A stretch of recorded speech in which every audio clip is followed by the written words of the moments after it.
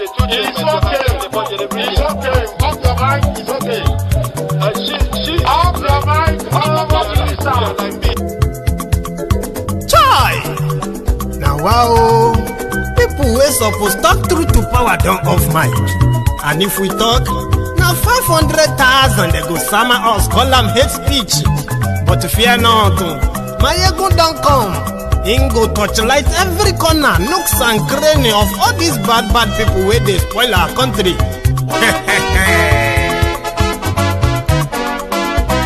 So my people make we laugh, oh yo yo. My ego don't come, oh yo yo. My people make we shout, oh yo yo. My ego don't come, oh yo yo. My ego don't come, man of the masses, oh yo yo. My ego don't come, oh yo yo. My ego diary politico, oh yo yo. My ego don't come, oh yo yo.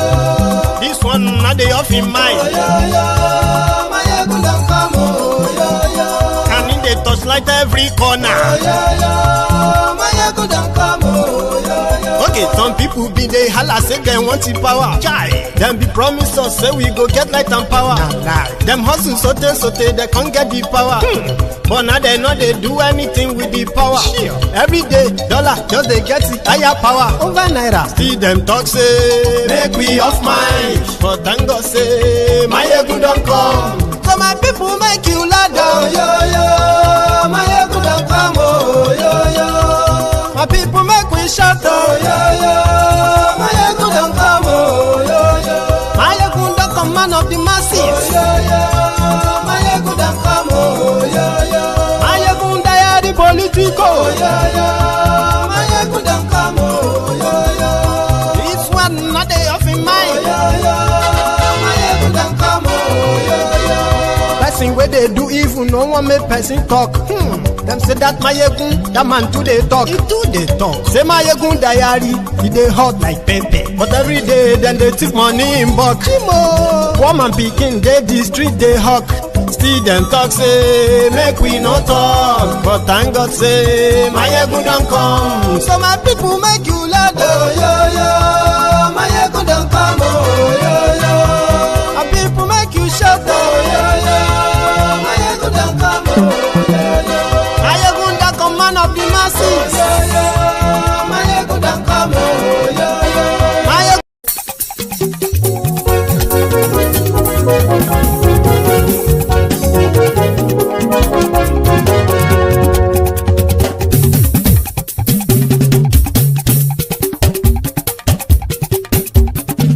My ego la wa mo do do. My ego diary, my ego number one. Ayégun làwa mọ̀ làwọn tó jódodo. Ayégun diary náà ibi nọ́mbà wọn. Ayégun ti dé o ọ̀rẹ́ ará ìlú. Ayégun diary náà ibi nọ́mbà wọn. Lórí Facebook, lórí YouTube. Ayégun diary náà ibi nọ́mbà wọn. Gbogbo bó ṣe ń lọ ni Máyégún já wa sí. Ayégun diary náà ibi nọ́mbà wọn. Àṣírí ọ̀jẹ̀lú kì í bò níbẹ̀ o. Máyégún diary náà ibi nọ́mbà wọn. Bó bá ṣe eré àní Máyégún máa wí. Máyégún diary náà ibi nọ́mbà wọn. Ó sì tún ṣe eré wàá gbọ́ níbẹ̀ o. Máyégún diary náà ibi nọ́mbà wọn. Máyégún diary politico. Máyégún diary náà ibi nọ́mbà wọn. Godfatherism kò sí lọ́rọ̀ Máyégún. Máyégún diary náà ibi nọ́mbà wọn. Ẹ farabalẹ̀ sẹ́ o kẹgọ́rọ̀ lẹ́nu o. Máyégún diary náà ibi nọ́mbà wọn. Àní Máyégún làwa mọ̀ tó dòdòdò. Máyégún diary náà ibi nọ́mbà wọn.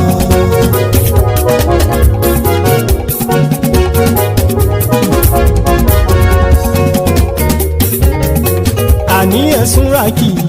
Máyégún ti dé. Máyégún ti dé. Ọ̀jẹ̀lú ẹ̀sùn rákì. Máyégún ti dé. Àní ẹ̀sùn rákì. Máyégún ti dé. Lórí Facebook. Máyégún ti dé. àní ẹ̀sùn làjú. Lórí YouTube, àní ẹ̀sùn làjú. Bọ́ bàbá gbé wúrẹ́, àní ẹ̀sùn làjú. Ijó ìgbádìyẹ, àní ẹ̀sùn làjú. Presido bá rúfin o, àní ẹ̀sùn làjú. Hello there.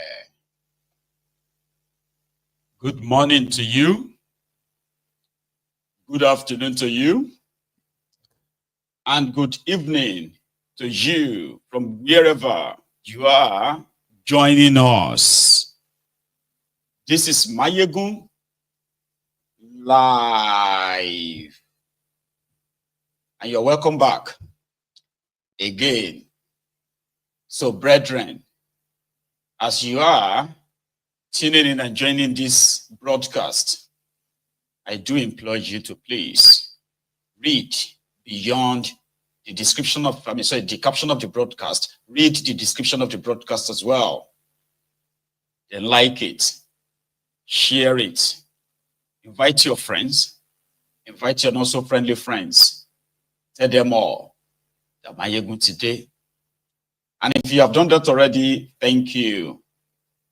Just one sec. Yeah, if you have done that already, thank you. And if you haven't, please do it before you settle down into the convo.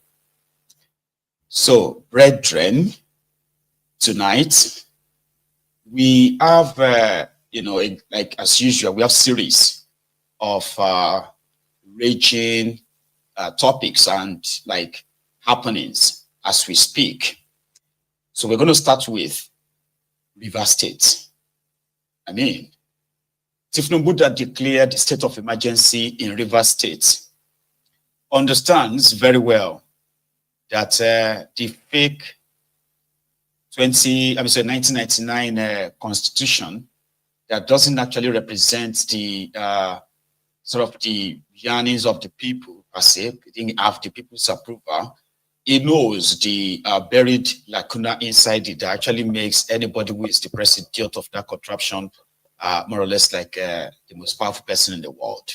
He knows that. So when majority screamed that Tinubu was abusing the privilege of, the presidency of Nigeria, and at the same time, he was slowly, destroying democracy. He had his praise singers then. He also had his critics.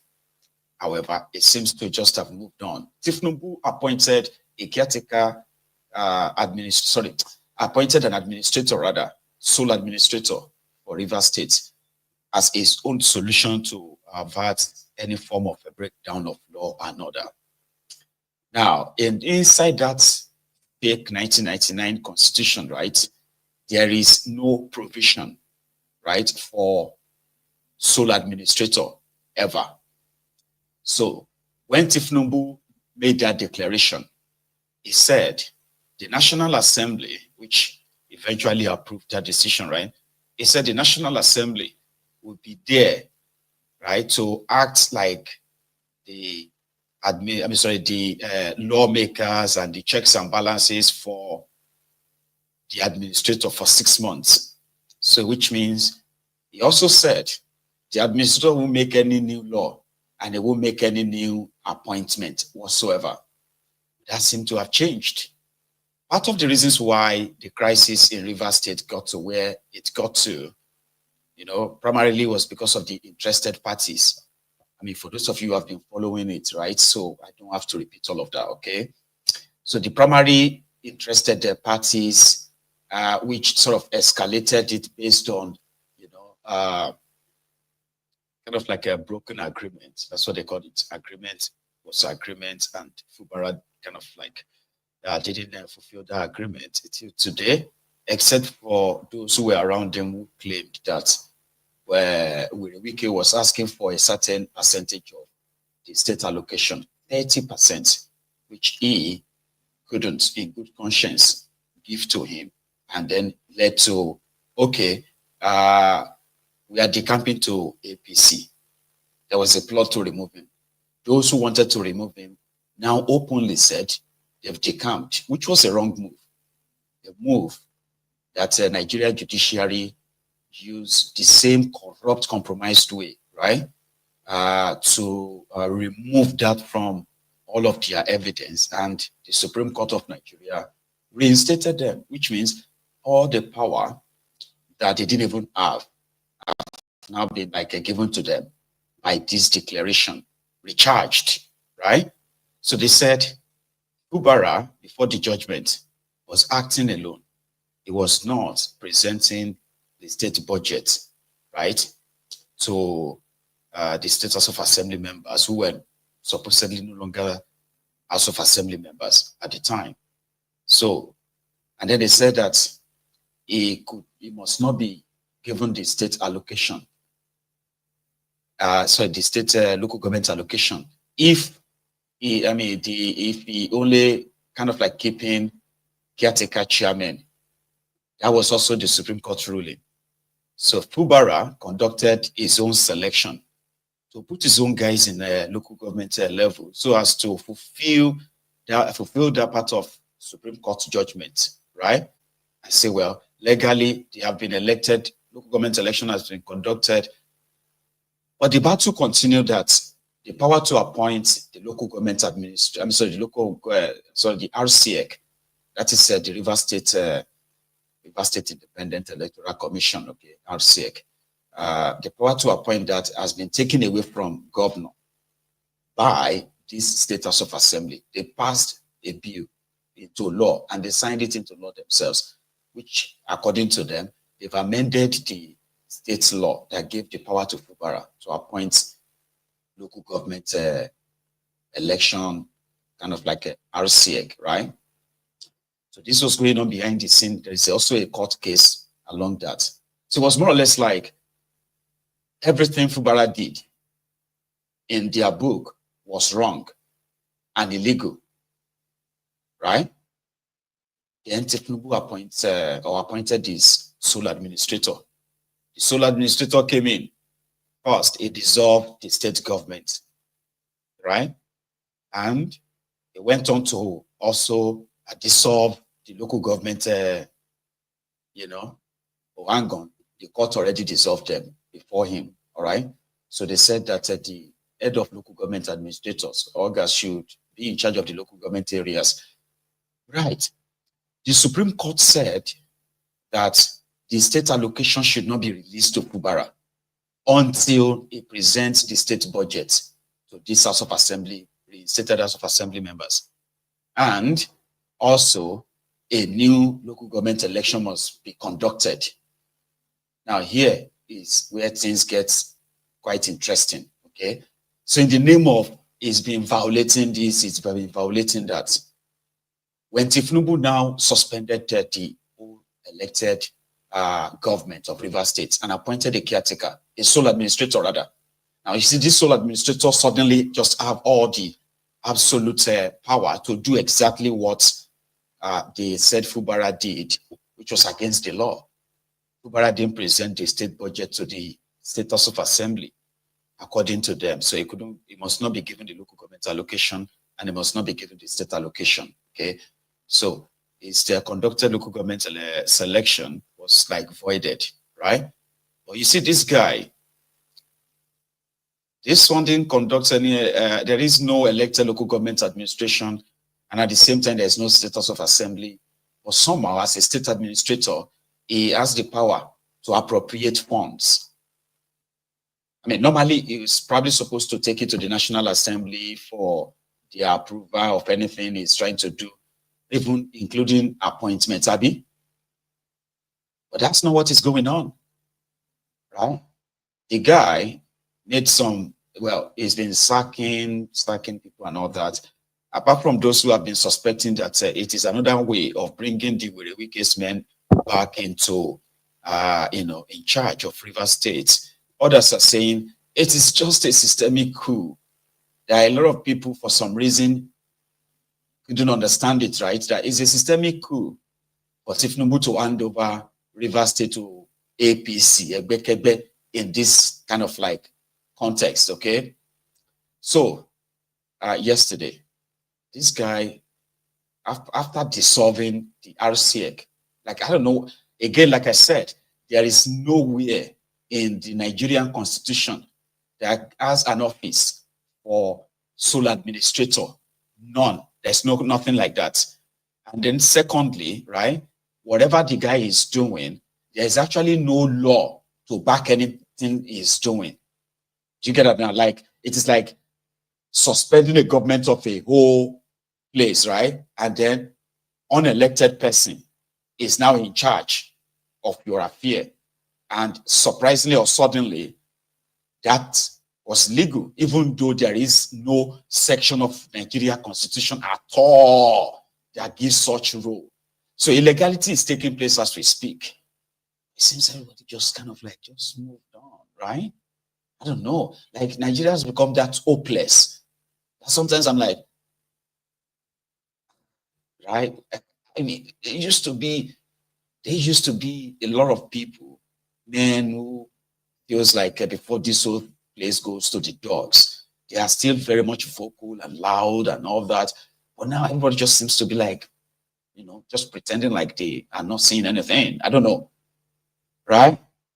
So the guy has appointed new RSIEC members. You get it now?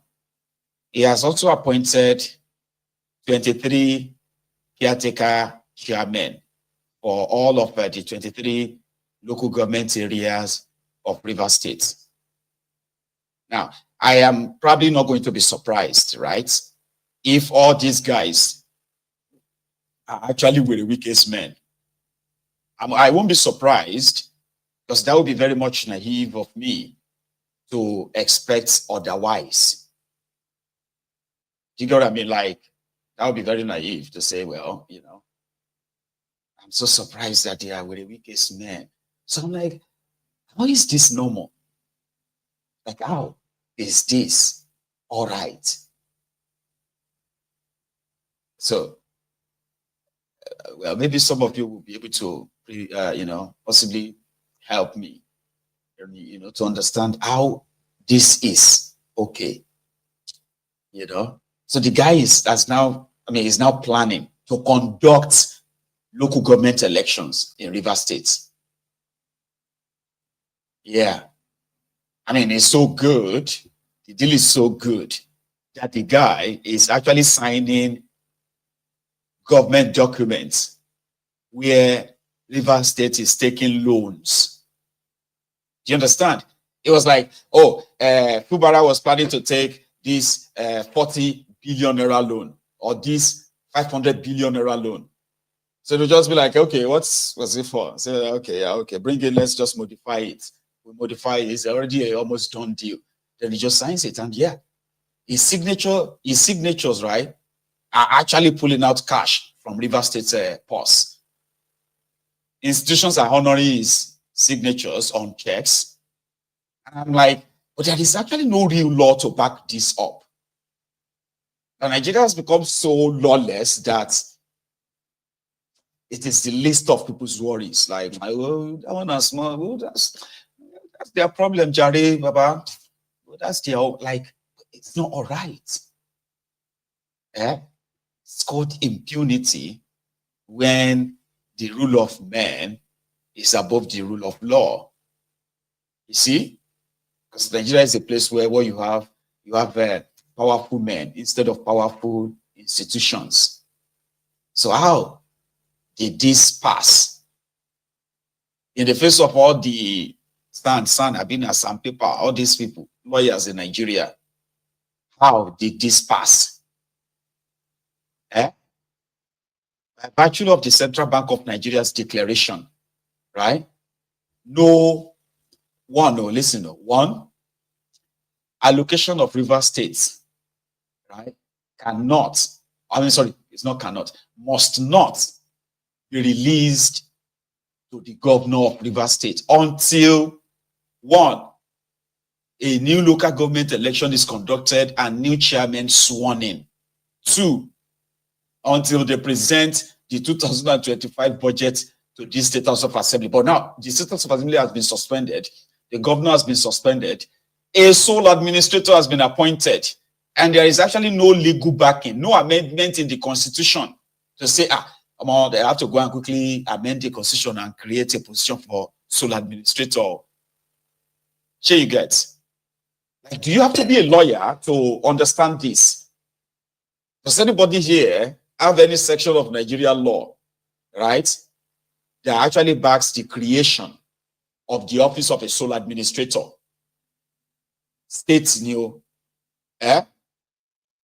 just same way they argued it to the Supreme Court that there was no part of Nigeria Constitution that recognizes caretaker committee or caretaker chairman at the local government level. And that was the ruling of the local of the Supreme Court, Abi, that but Tinubu overrode the Supreme Court when he made this appointment, appointed this Ibas guy, right? He just ordered them to release the money to him. And right now, the guy is actually like acting. He's acting like he's the governor of Rivers State. To the point that people are realigning, by the way, that one is another thing. It's like most of the people around Fubara, they are beginning to move a little bit back. Some of them are already going behind to associate with this sole administrator. But that is that. Well, that's their own problem. But mine is, how does this, for any reason, not illegal? I mean, how is this not illegal? How? Are things become so, like, Tinubu could just like declare a state of emergency in anywhere. And mind you, the reason why they claimed to have declared a state of emergency in Rivers State was that they got an intel. And that intel said Fubara and some militants were planning to blow up pipelines. It was pretty much like a strife then, right? Like, it's so much loud at the time that, they're going to blow up a pipeline. They're going to blow up pipelines. Then suddenly, we heard that the pipeline Niger pipeline had been blown up. Okay, then state of emergency. Then the day after, Trans-Niger pipeline that blew up yesterday has been fixed, it's back up running. And there was no more bombing, there was no more, there's no more talk of, we're going to bomb this or we're going to, there's no more talk of, there's some group of people organizing violence in Niger Delta because of Fubara. No more talk of that. Right now, it is realignment. Just like, Fubara was also appointed by Tinubu, and therefore Tinubu removed him. No big deal. Let's move on. That's what I'm looking at right now. No matter how you try to justify it and all that, but it doesn't make any sense. Somebody said it, you see, legalizing illegality. It will never make it right. It will never make it. I know some people are right now telling themselves that, leave them, let them continue to do what they are doing. The table will turn. When it turns to their own, when it becomes their own turn, maybe they will now come back and begin to say it is illegal. We will show them, is that not why you are where you are today as a people? For Rivers people, by the way, I don't know. See, there is something. I don't know, maybe not because of after this you get. It can be like say something don't happen to our gene, our DNA, people. And then I'm like, or is it because of the level of hunger? The hardship in Nigeria. Back in the days, there were some states that people believe that I'm trouble you look for. If some things go this way or fail to go that way, you are looking for big problem. These people. But these days, I mean, remember that of Edo? In Edo State, it was like, Edo no be Lagos, Edo no be Lagos. We don't go pray for anybody, we don't go. Sure, you get. Oh, the day of that election came. Yeah, I know they read it, okay. But at the same time, we also saw the rules of, like Edo Light. And I'm like, where are those people? They know they agree like that. They even just like show some, you get like show some force, show something. Nothing, no. Everybody just went on like that.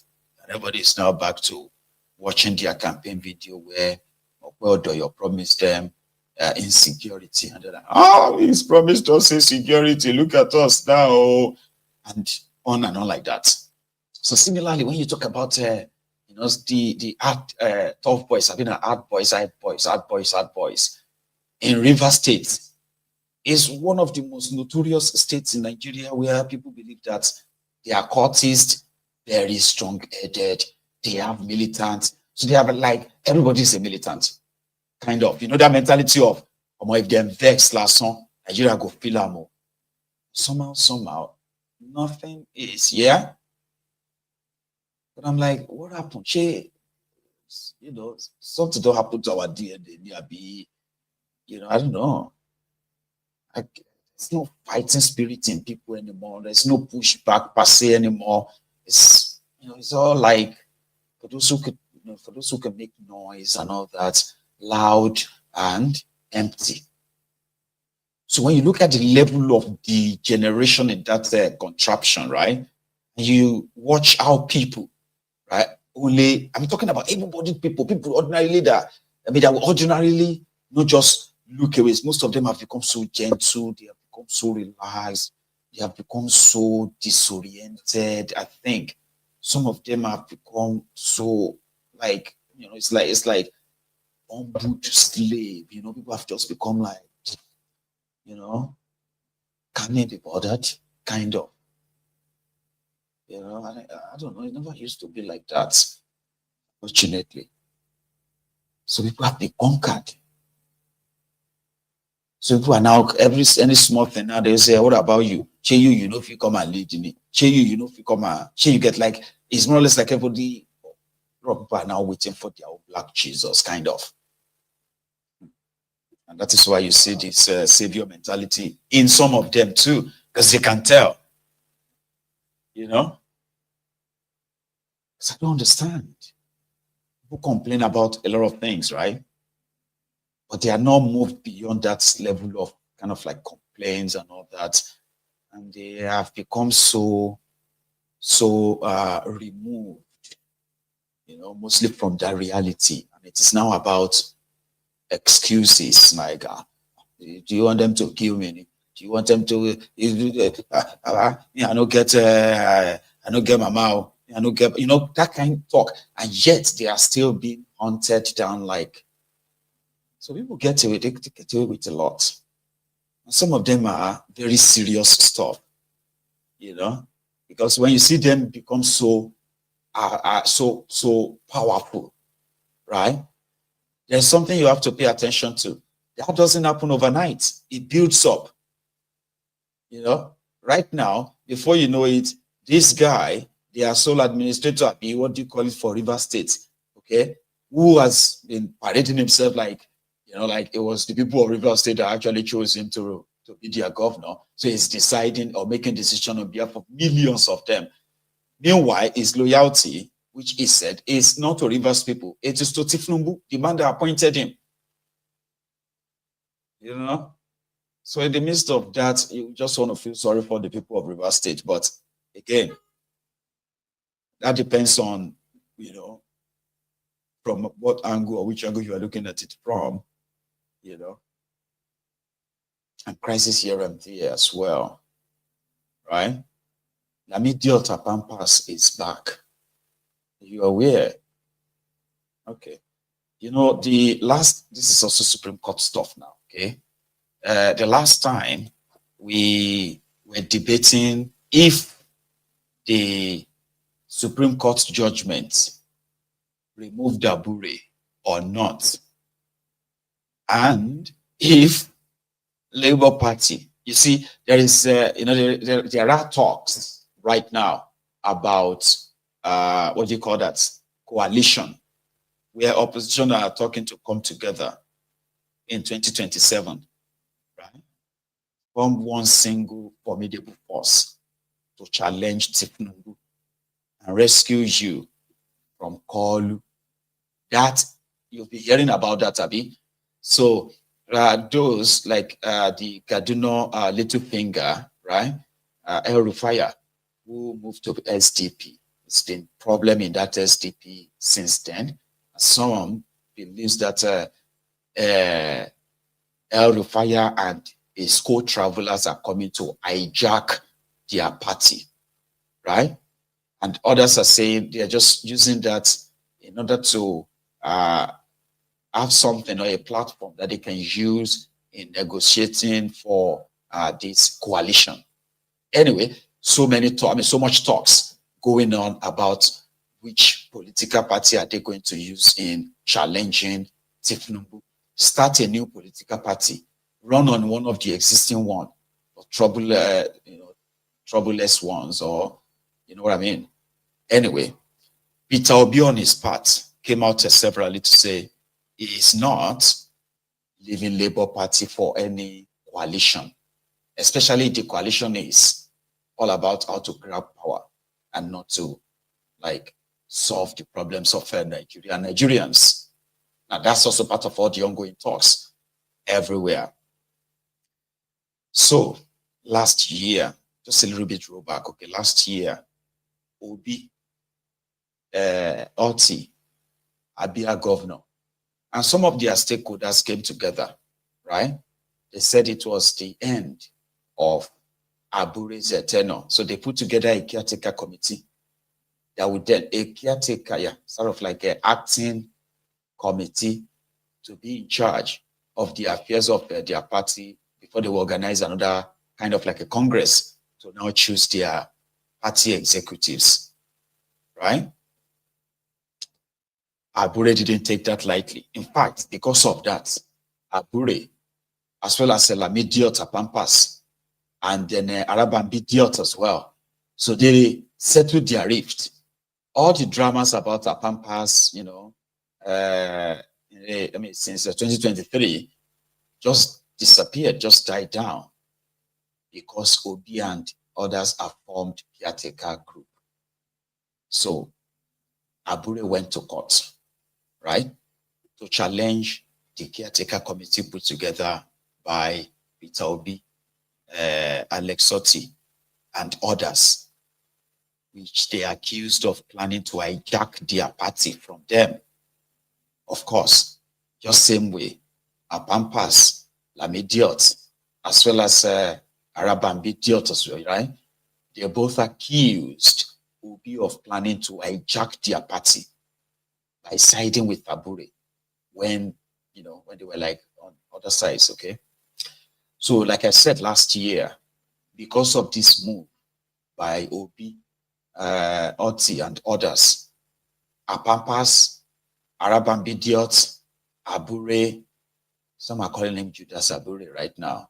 I still don't see, I still haven't seen any context to that, but again, some people are calling him Judas Abure. Anyway, they settled their rift, which they actually, recognized Abure's chairmanship. So all the noise, all the fights, including the beating of Lamidi Apapa in court a while back, right? All of that just evaporated. So they became friends, since enemy of my enemy is my friend. Anyway, the drama continued. So Abure went to court. He won at the High Court. He won at the Appeal Court until they got to the Supreme Court. And when they got to the Supreme Court ruling, which just happened last week, the Supreme Court said Abure's Congress was wrong and null and void. Also, the First Court, High Court, and the Appeal Court that even listened or entertained the case brought by Abure, right? They have made mockery of justice system or judiciary, because they did not have jurisdiction. Whatever happens in the political party should be settled within the political party. And since their decision is, right, to appoint caretaker. Now, here is the problem. The court didn't go that far. It just said the process that Abure, that the Congress that produced him for the second term, was null and void. And the two courts that heard this case shouldn't have at all. So in what seemed to be, okay, what does that mean? It means status quo. What does status quo mean to all the camps, right? To the Abure's camp, status quo mean, well, their party decision to conduct Congress that produced him, Abure, right, was their decision. It is none of any court's decision. But the funny thing is, they didn't take Abure to court. It was Abure that took them to court. So to the Peter Obi side, Nenandi Usman, which happened to be the head of the caretaker committee for Labour Party. So Nenandi Usman, right, was the one that Abure took to court. So now that Abure, I mean, to this Peter Obi side, to them, it simply means their decision that prompted Abure to go to court, which was that his exco has been dissolved, and their own executive will now be in charge, was what the court mean by that kind of judgment. So while they are still trying to figure out who is the chairman, who is not chairman, between Nenandi Usman and Abure, Lamidi Apapa have shown face. He granted a press release and he declared himself the authentic national chairman of Labour Party in Nigeria, in what you can call another chapter of an endless drama, which will also involve media appearances, court appearances, and whatever it is that the Labour Party is trying to really do to make them viable and maybe less rancorous and less, crisis before their 2027 dream is about to hit a grand standstill again. The last time that Lamidi Apapa was very, very vocal was during the presidential, what do you call that thing again? Presidential Election Tribunal, so Presidential Election Petition Tribunal, as well as the Supreme Court's, case between Peter Obi, Labour Party, and Tifnumbu. That was when Lamidi Apapa was very, very prominent, right? Where every now and then he kept saying that Peter Obi's lawyers during the presidential case, right, or court case, that Peter Obi lawyers must report to him. And in fact, they are planning to withdraw the case against Tifnumbu. The Labour Party doesn't want to do any case again. That Tinubu is winner. So Peter Obi didn't win. It was so dramatic at the time, and at the same time, so embarrassing and disgraceful, right?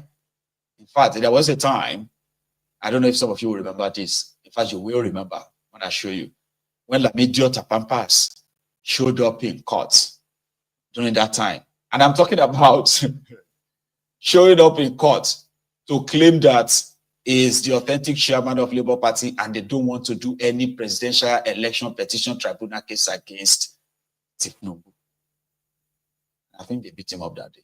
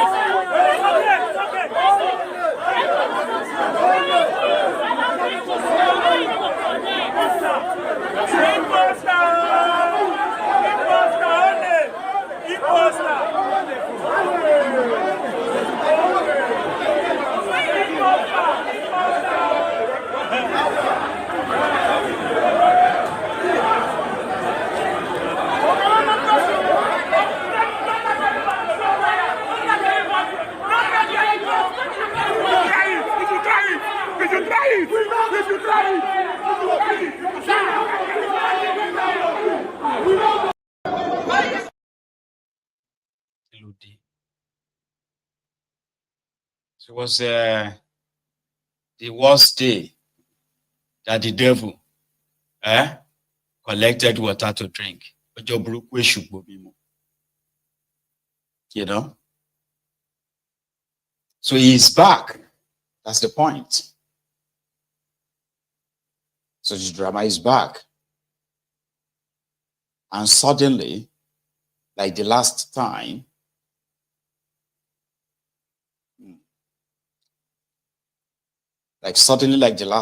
is going to begin to get airtime on your TV. Is going to have lawyers, senior advocates of nuisance who are going to begin to represent him. And just like Ali Baba said, in Nigeria, right, the ruling party controls all parties in Nigeria, directly and indirectly. Because controlling them doesn't mean that they are like in total control. For example, inside the PDP, right? APC is funding some member of PDP to keep going to courts to insist that they are the national working member, they are member of the National Working Committee of PDP, and their job is to continue to derail it. So similarly, like Ali Baba said, that Obasanjo told him, right? When you look at any potential party that is going to be a threat, and somehow they are having leadership thoughts, even if they didn't have any leadership problem, you can start it by saying, oh, for instance, right, they are having it already. So Apampas, Lamidi, he doesn't have to have money. They will just call him and say, come. So we hear that you are fighting for the chairmanship of your party and they don't want you to have it. Say yes, so they don't want me to. They said because I am this or that. I said, don't worry. Okay. We will give you, for a start, right? We'll give you 100 million naira. Okay. We'll provide you security as well. And then we can talk to some judges for you. As long as you know that you'll be loyal, right? So, I will do anything. We are the same. We are all the same. Okay. If say 100 million naira, yes. And again, with that, you can get some media to make sure that they are publishing your story, okay? And then we'll get good lawyers, all right, that are always going to be there to ensure that you continue litigation. It is not because you want to win anything from the court. Just continue the litigation for as long as possible. So with that, the media will continue to remind you of how divided, how broken, or the party crisis, just as we are doing right now. In fact, that Lamidi Apapa is back. I am guilty of this too.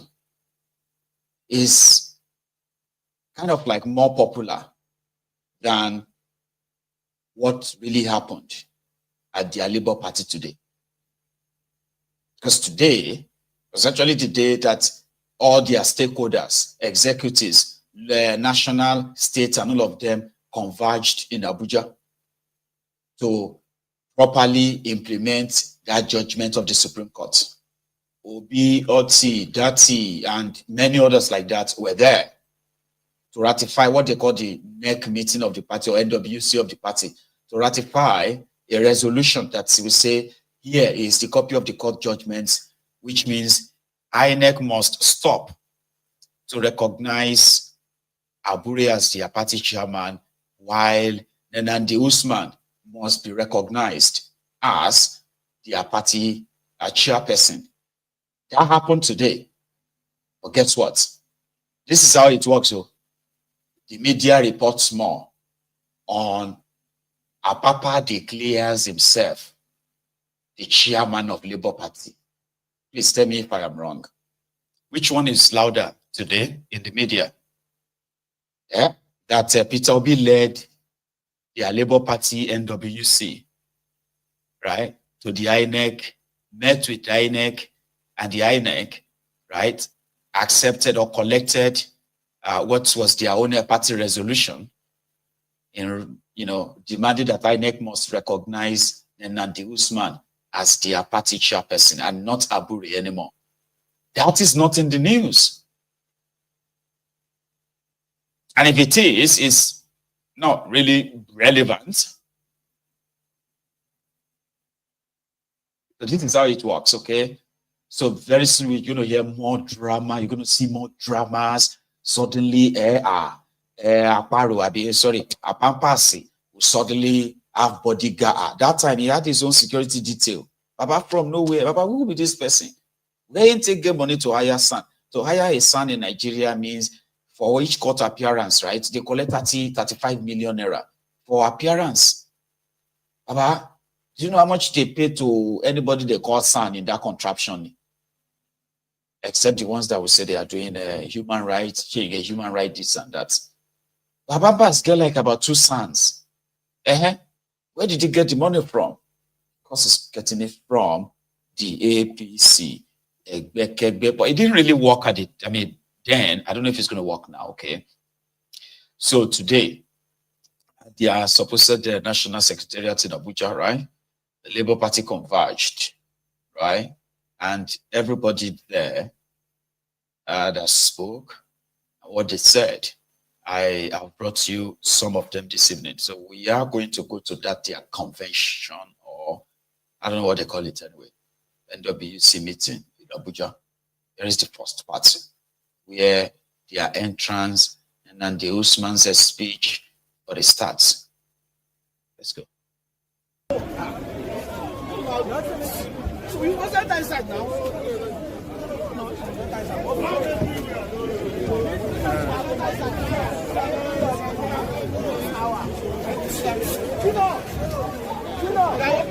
What happened? What did they say?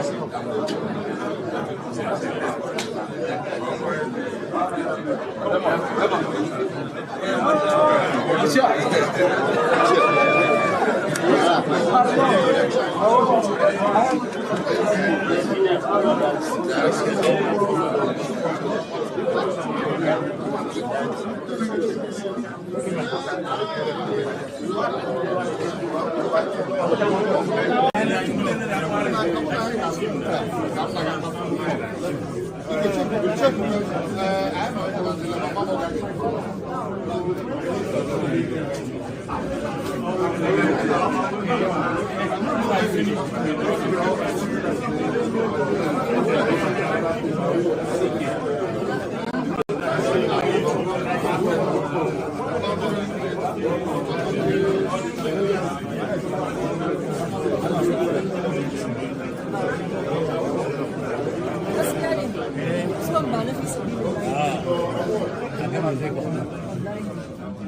need to drink water first.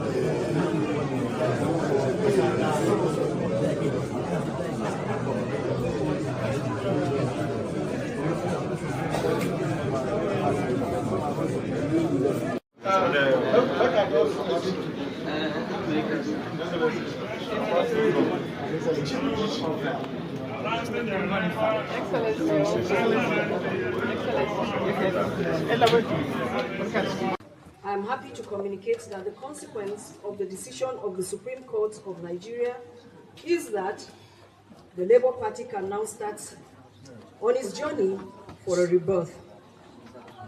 This momentous decision of the Supreme Court is noteworthy as it marks an auspicious moment in the history of our dear party, where truth, integrity, responsible leadership are given legal validation, thereby setting the tone for the rebirth of the Labour Party to push forward with its avowed principles to its members and the country at large.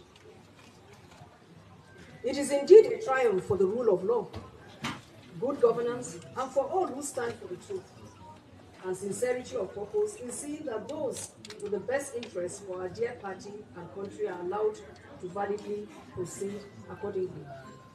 May I use this opportunity, Your Excellencies, distinguished ladies and gentlemen, to express our collective gratitude to all party members and Nigerians at large for standing firm with the caretaker committee that was instituted many months ago, last year, in Umwa here. They have believed that a new Labour Party with a breath of fresh air is possible, and we still believe that a new Labour Party is possible. While celebrating our well-deserved victory, I would like to reiterate that some of the foundation stones of this great party of ours are unity, team spirit, social justice, and reconciliation. The Apex Court has rightly delivered its judgment, and it is time for all to sheathe their swords. I therefore call on all party members, whether aggrieved by the decision of the Supreme Court or not, to set aside their grievances and ambitions and come join us to build a party that will stand with the ordinary Nigerian, and a party that will ensure that the gains of democracy are available to every Nigerian. The time to make things right is now. The time to build a vibrant opposition is now. Nigeria belongs to all of us, and we have the duty to look at the big picture in spite of any venal or personal dreams or aspirations, or even ambitions. It is my hope that this victory will be the threshold for the birth of a new, resilient, and people-centric Labour Party. I also want to thank the judiciary once more, and Nigerians, for standing firm in the face of challenges, thereby renewing our faith in democracy and the future of Nigeria.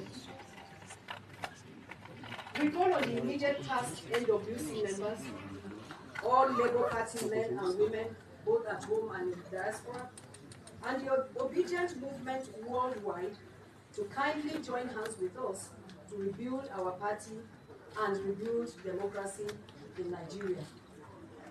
I would want to seize this opportunity to say a sentence or two about the primaries for gubernatorial election to take place in Anambra State. I want to announce that the Anambra primary election is being reviewed by those concerned, and at the end of the day, we'll let everyone know what our decision is. May God bless the Labour Party. May God bless the federal. All right. Otoba Mr. Kokon. So you get Alaji, because I think it's Alaji. Lamidi Apampas. Baba Kokon. You know they hear anything, right?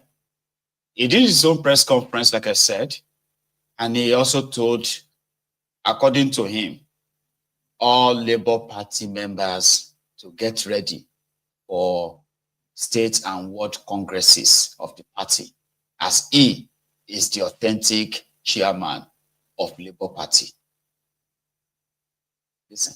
Aside all judgments that recognizes the leadership of Julius Abure as national chairman, I, Alhaji Bashiru Lamidi Apapa, who is the most senior deputy national chairman of our great party,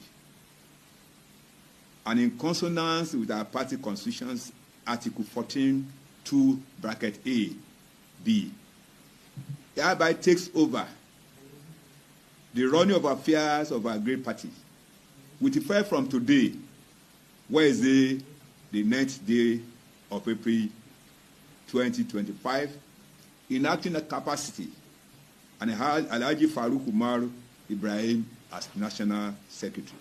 My leadership hereby call on all members of our party, the National Working Committee of our great party, as at 2022, we meet next week, inshallah, 14th of April 2025, to announce our plans, which will include zoning the position of national chairman of the party to the north and national secretary to the south. My leadership will also take proactive steps to resuscitate the moribund board of trustees and makes it more functional. The National Working Committee members listed below are hereby put on notice that the National Working Committee meeting coming up on Monday next week, where we shall immediately set in motion the conduct of world congresses, local government congresses, state congresses, as well as the National Convention, where every member of our party shall have the right to participate, provided you are a financial member. And these are the list of officers. The pre-National Working Committee members before the crisis. The Deputy National Chairman, Mrs. Ladilia, who is from the NSC. The Deputy National Chairman, TUC, Dr. Ayo Olorunfemi. The National Secretary, Alhaji Umar Farouk Ibrahim. The National Legal Advisor, Barrister Oyelekan Akingbade. The National Public Secretary, Dr. Abayomi Arabambi. The National Treasurer, Mrs. Oluchi Opara. The National Youth Leader, Comrade Eragbe Anslem. The Deputy National Secretary, Kennedy Ahanotu. The Deputy National Secretary, Alhaji Saleh Lawa. The National Financial Secretary, Mr. Roland Daramola. The National Vice Chairman, South-South, Ruben Favors. National Vice Chairman, Southeast, Mr. Okeke Innocent. The National Vice Chairman, Northeast, Alhaji Muhammad Al-Khali. The National Organized Secretary, Chief Clement Odupu, and the National Women Leader, Mrs. Dudu Manoga. I also want to state clearly that our new admin shall conduct a new national convention within 6 months to usher in a new national chairman from the north, a national secretary from the south. And the threat of violent takeover of all Labour party offices from the Nigerian Labour Congress President, Mr. Joe Ajero, is a threat to democracy and must be withdrawn with immediate effect, as no one has monopoly of violence. Any attempt by Mr. Joe Ajero to use force will have a dire consequences, including arrest by the police to face treasonable felony. Thank you all, and God bless. Thank you so much. Following the decision of the Supreme Court on setting aside all judgments that recognizes the leadership of Julius Abure as national chairman, I, Alhaji Bashiru Lamidi Apapa, who is the most senior deputy national chairman of our great party, and in consonance with our party constitution's Article 14(2)(a), B, hereby takes over the running of affairs of our great party with effect from today, Wednesday, the 9th day of April 2025, enacting a military takeover. I, Mayegun General, under Article 14 of my own book, which is in my room, I hereby take over everywhere in, where can I take over?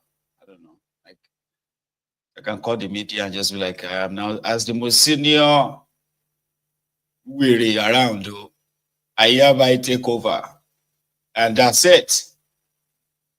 My government, my leadership, have I calmed down, though? Like, Alhaji Rashidi Lamidi,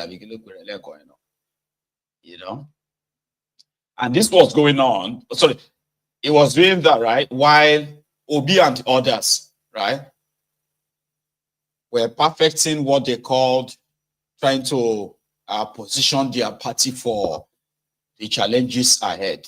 Let's go back to that their meeting, right, where they had that resolution.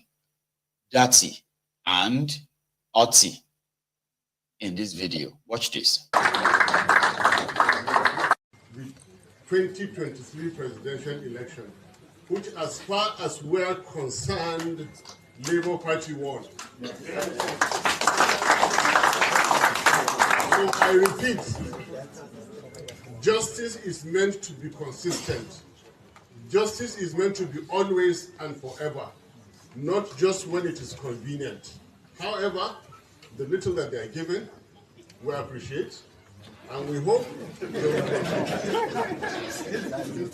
My leaders, distinguished ladies and gentlemen, they are used to be a party, a mammoth, that said it was going to misrule Nigeria for 60 years. Today, that party is not only a department, it is a detachment of another party. There was a party that was reduced to one state. They used religion, they used the other realm, they used ethnicity, they used everything, and they bounced back. And they have been misruling Nigeria with impunity greater than those. Stand firm, stand with the truth. Learn from history and do not be afraid. Right now, there is no space for anybody in that misruling party. And they have destroyed the opportunity for anybody to contest in that old party that wanted to misrule for 60 years. What does that leave us with? Labour Party. Don't ever underestimate who you are. Don't ever underestimate what you have. Believe in yourself. Believe in yourselves. I've been saying this. Do not be scared. The appointments they are making are fake. The appointments they are making are illegal. The paraphernalia of governance that they're enjoying, spending our money, destroying our country is only but for a limited time. Yes, sir.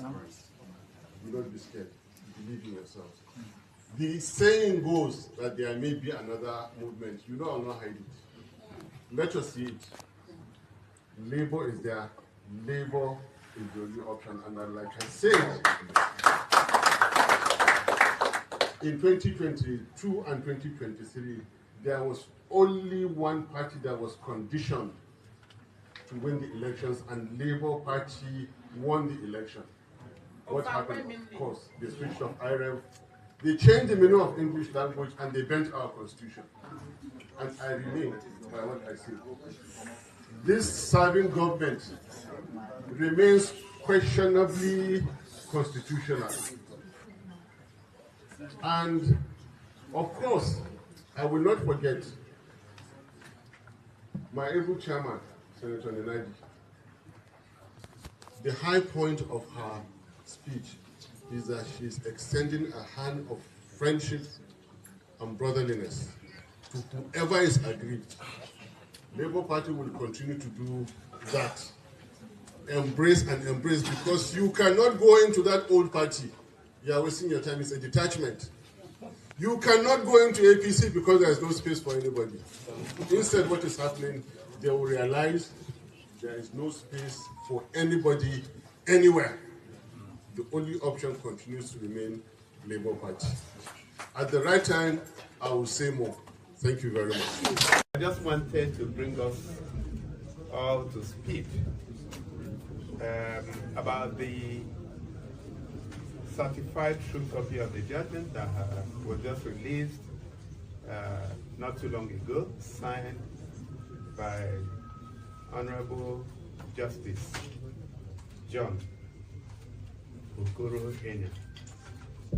It's a, like I said, it's a 48-page document from page 47.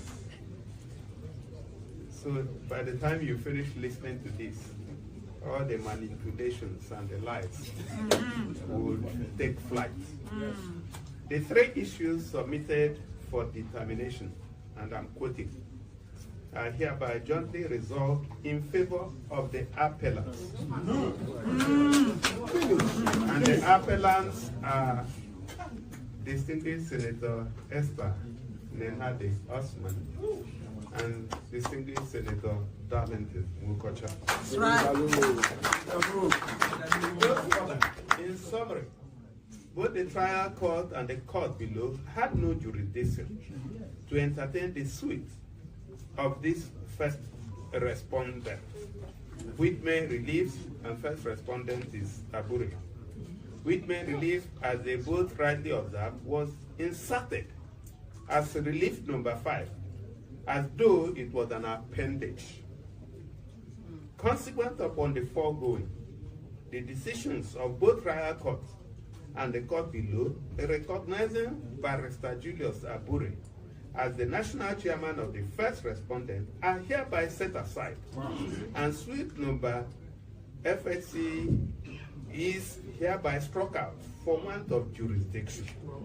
In the same vein, the first respondent's cross appeal in appeal number being an offshoot of the same judgment of the court below, is hereby dismissed. Before I am done, may I admonish political parties and their members to endeavor to always allow their constitutions, rules, regulations, and guidelines to guide them in choosing their officers as well as candidates. That way, incessant internal rifts, which always find their way to court, will be reduced. If the constitution of a political party has prescribed duration for tenure of office of an officer, such officer should be humble enough to live at the expiration of the tenure. In the final analysis, I find this appeal to be meritorious and is hereby allowed. Parties shall bear their respective course. Appeal allowed in very, very clear sentence. Signed. Although he went on to say, if the people don't want you to lead them, why didn't you just leave them alone? Referring to Abure, still parading himself as Labour Party chairman. You know, by that context, right, it's like they do have 3 chairmen right now. By the logic of the Supreme Court, they only have 1 chairman, which is Nenandi Usman, right? But by other contexts, it simply means that they have 3 chairmen. Nenandi Usman, but the Peter Obi side. I don't know whose side Apampas is. So Apampas side. And right now, I don't know whose side Abure is as well. So Abure's side, they have 3. That's it. Still counting. So for now, it seems that Arabambi Diot is on the side of Lamidi Apapa, because his name was mentioned as their publicity secretary. You know, and then the money will start rolling in soon.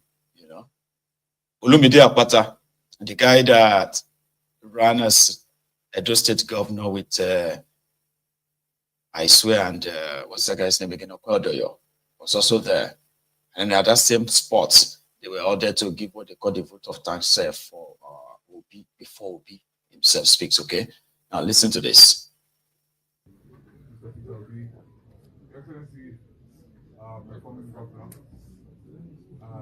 all of the protocols observed, permit me to, however, wish our deputy governor Abure a very happy birthday.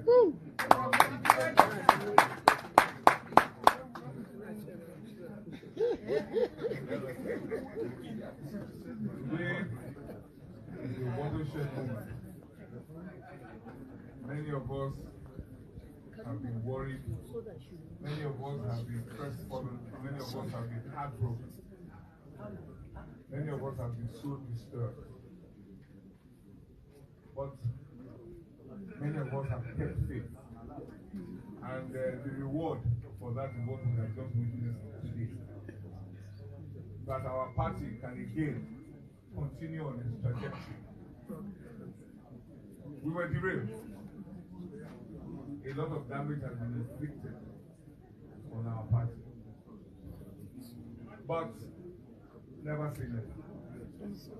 I must commend the collective wisdom of the leadership of the party that has led us to this day. I will be the first to say, many of us, including myself, were not happy because some of us felt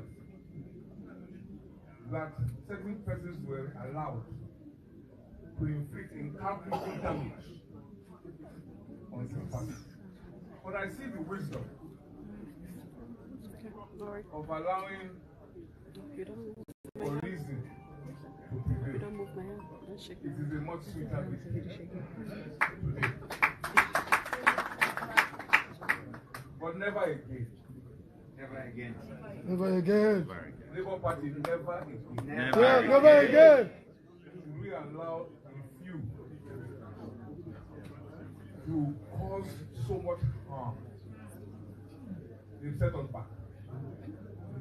But God is on our side. Amen.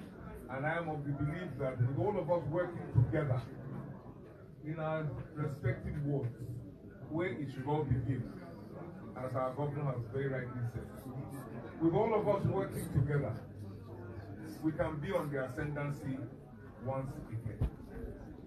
But I must again pass on the gratitude of all of us to our leaders for holding forth for staying strong and for doing the needful.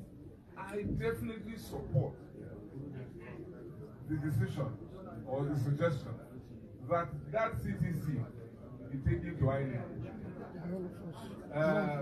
Yes, they are a party, but it is pursuit. But it is never too much to make that symbolic statement to say one court order made it necessary for you to include, to put a man's name forward. Here is a more superior court order. That's correct. That should enable you to yank his name off right now. Right away. So that we can move on. Yes. I thank you for the opportunity to intervene at this point. And I wish you, Madam Chair, I wish you well, and Honorable Secretary of the team, I wish you well. It's a tall order, huge task ahead of you, but God is with you. Yes, Amen. Amen. Thank you very much.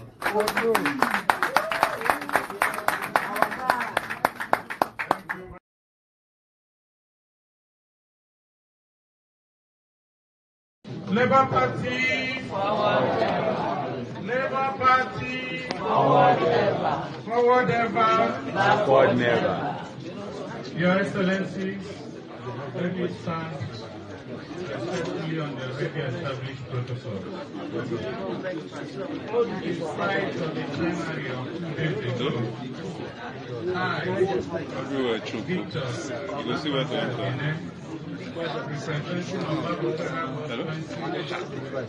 in this instance, with the full weight and support of members of the House of Representatives Caucus, Labour Party, rise to move the motion, and I so do, that this assemblage of NEC members and stakeholders of our great party, the Labour Party, do move a motion, and I so move, for the passage of a vote of confidence on our leaders, especially Mr. Peter Obi, the LP 2023 presidential candidate, the governor of Abure, our own performing, Dr. Alex Otti, the national caretaker working committee of the party, led by distinguished Senator Nenandi Usman, the Labour Party national and state assemblies, caucuses, members of the obedience movement and family, and the entire membership and faithful of our great parties, spread all over the corners of Nigeria and in the diaspora, that we move this motion for their leadership, commitment, loyalty, solidarity, and for the... Can be boring, isn't it? I just want them on record, because in the next few weeks, we are going to be referring to all this stuff. And if politics is not your thing, you are going to find a conversation like this boring, right? I know some of you want it to be like on the road like that. But that's politics, though. But listen to the part where their leader, Peter Obi, addressed them, then led them straight to the INEC office. This part.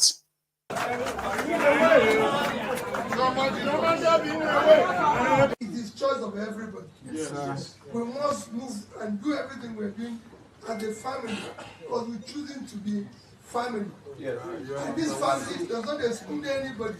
As what you have said, let's do the right thing.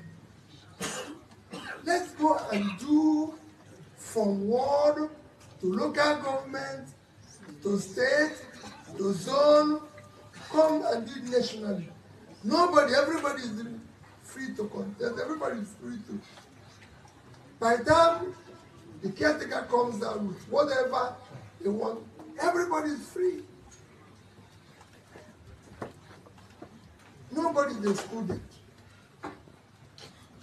And we'll ensure fairness. We want to build a party that will be fair, a party that will be just, a party that people can look at and say, this is how this party is. We want to go into the next election knowing fully well that we're offering Nigerians the best of people and competent people for House of Assembly, for House of Rep, for Senate, for Governor, for any level of election. We want to be ready. We want to correct even mistakes we made in the past. Because there were mistakes. So we need to correct it. We're not going to be sure that whoever wants to contest House of Rep, House of Assembly now, will be a Labour member. Yes. Not on transit. Yes. We want to be sure that those who go to House of Rep are not conservative. They are members of our party. Yes. And they are competent. Yes. And they will stand with the party. Because we want to be a party of ideology. No party where you just elect people and they become whatever goes on. Yes. And I'll thank those who stood, especially my brother there, at the time, even if you're a lone voice, be alone. Thank you, sir. We must have senators who agree with us. That is what we want. Even if we go and fail, we'll fail. But it is better to fail being right than be on the side of wrong. That is what we want. And we're going to do that. For Nigeria, do not fear anybody. So, those who feared yesterday have not done it better. Yes. We must speak when things are wrong. Nigeria is collapsing. Yes. Anybody can say anything. The numbers are clear. The indices are clear. Very clear. More and more people, poorer. You want to go to your village. The people who are begging now are no longer, there are even people who are that are no longer people who used to feed and are begging. Even in this hotel. Every time I enter this hotel now, I see people who are telling me, Oga, I just came to Abuja, I can't go back. So that shows you, these are where I used to come and people say, Oga, will you drink? Come and eat, come and do this. Nobody's offering me anything. That shows how bad it is. When you now see somebody with that money, I'm telling you, I can't go back. Don't enter anybody. So let us know that things are difficult, things are bad. It is time for all of us to come together. I thank those of you who are doing very well. Let us stand together and ensure that the right things, starting from our party, are done. So, Chair and leaders, I must thank all of you. Thank our performing governor. Yes, sir. Thank all those who are here for their contribution, for their support and everything. I know that Datti came at least, some of the senators, Organize and Co and everything. I heard you've been removed as caucus leader. I think I did see you on the first place. So, I think we have our own minority chief whip and everything. So we thank everybody. Let us remain firm as a family. We have a lot of work to do. Let's go and face that work and do it justly. Loving each other. If there's anybody who has shown us hatred, let's show them love. We can't reply. So we must extend love to everybody. We must be part of everything that is happening. We must remember that families do disagree and reconcile and move on as a family. So let us call whatever has happened the past. Let's march on the future, assuring that we will get to where we're going. Labour Party forward!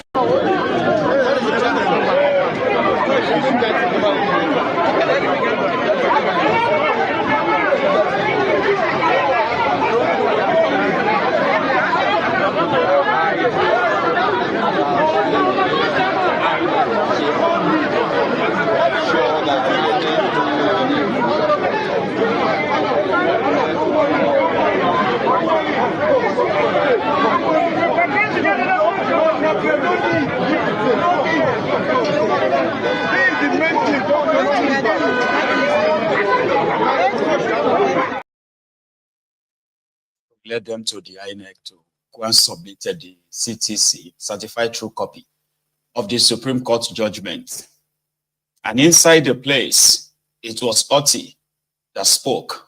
Of the first respondent, which may relief at the board rightly observed was inserted as relief number 5, as though it was an appendage. Consequent upon the foregoing, the decisions of both trial courts and the court below recognizing Barrister Julius Abure as the national chairman of the first respondent are hereby set aside, and suit number FXC is hereby struck out for want of jurisdiction. In the same vein, the first respondent's cross appeal, and that's INEC, and that's the Labour Party under Abure, is being an offshoot of the same judgment of the court is hereby dismissed. Before I am done, may I admonish political parties and their members to endeavor to always allow their constitutions, rules, regulations, and guidelines to guide them in choosing their officers as well as candidates. That way, incessant internal risks, which all wait. On. So then they presented it to the supposed INEC representative, all right, inside their office there. Kind of like fulfilling, the process of, or completing the process of removing Abure as their chairman, So yeah, they were all inside the place as the Labour Party National Working Committee and all that, their National Assembly members, except for Ireti Kingibe, So it was obvious that she's not there, and no one knows why, by the way. So yeah, that was in Abuja. Meanwhile, in Lagos, or let's say back in Lagos, how many of you remember this young boy? His name is Quadri Yusuf Angono Alabi. Yeah, at least you will remember the picture on the right. That's a young boy that stood in front of Peter Obi's campaign convoy in Lagos. And he became very much, iconic moment during their campaigns, right? And automatically, a lot of people were asking, who was that guy? Who is he? Where is he from? Like, people should find him. And I remember that just few hours after that, after that picture made it to the internet, right? They found him. Okay, they did find him, and he said, back then, in Yoruba. Okay, yeah, for Ibadan. But you based Lagos here. So what did make you do that thing where you do for Peter Obi convoy? Did they do a thing? So he like him well. So that make you stand for a front like that. So if you win, what do you go do? You go do a thing. You go pray for him if you win. Make him do well. So you just like him.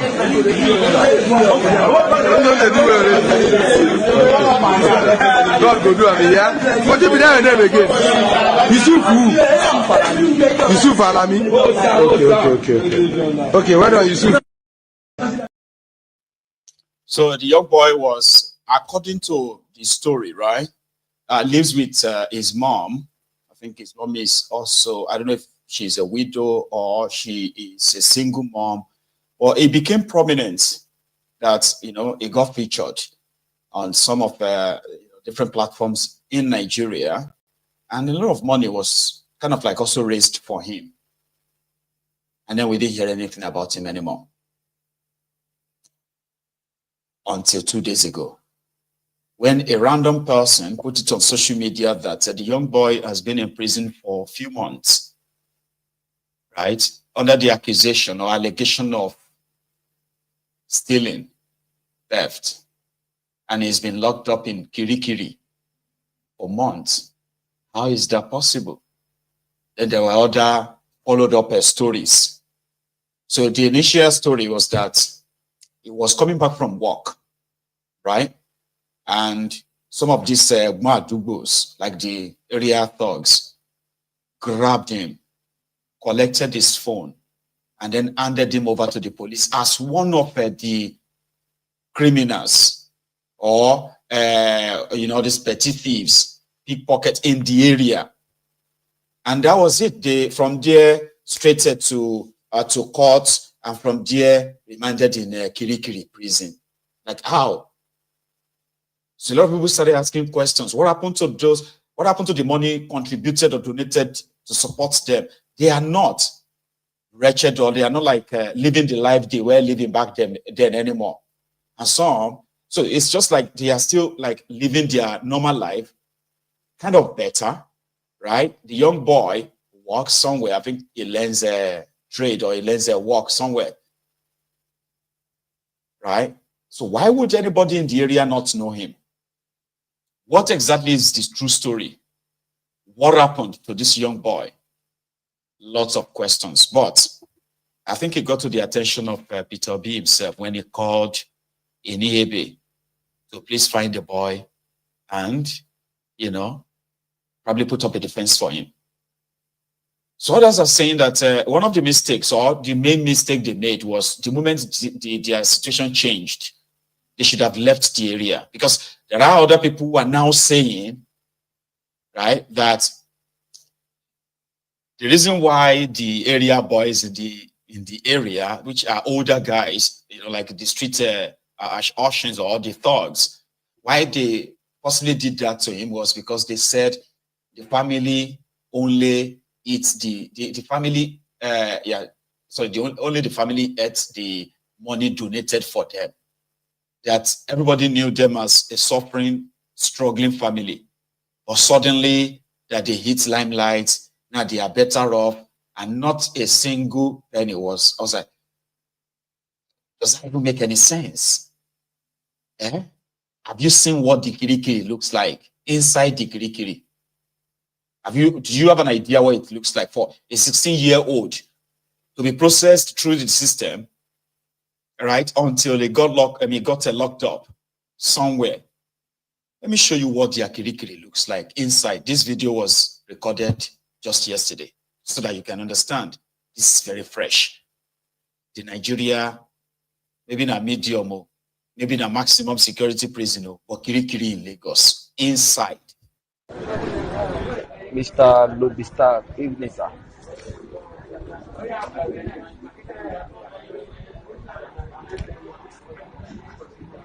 So I've messaged you so many times, but I don't know if it is luck or I'm not just lucky. I don't know. I'm doing this video mentioning your name so that when you see it, you will believe I'm not lying. My situation is real.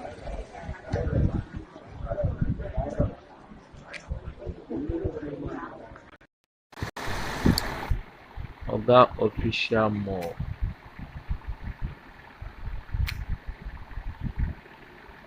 tips. Official more tips. Official more tips.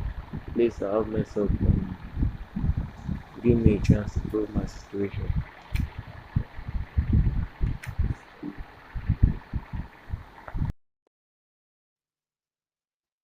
I mean, they are allowed to have their phone if you probably can pay the right price.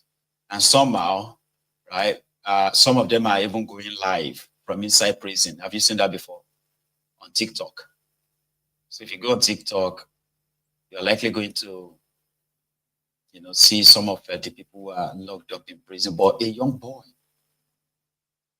stealing. What did he steal? Nobody has mentioned what he stole. I mean, at least they should be able to say, oh, he stole this. Oh, they said the young boy went on and steal, but for months, right? Like, how did that even happen? Because it is Nigeria. Okay. Similarly, right?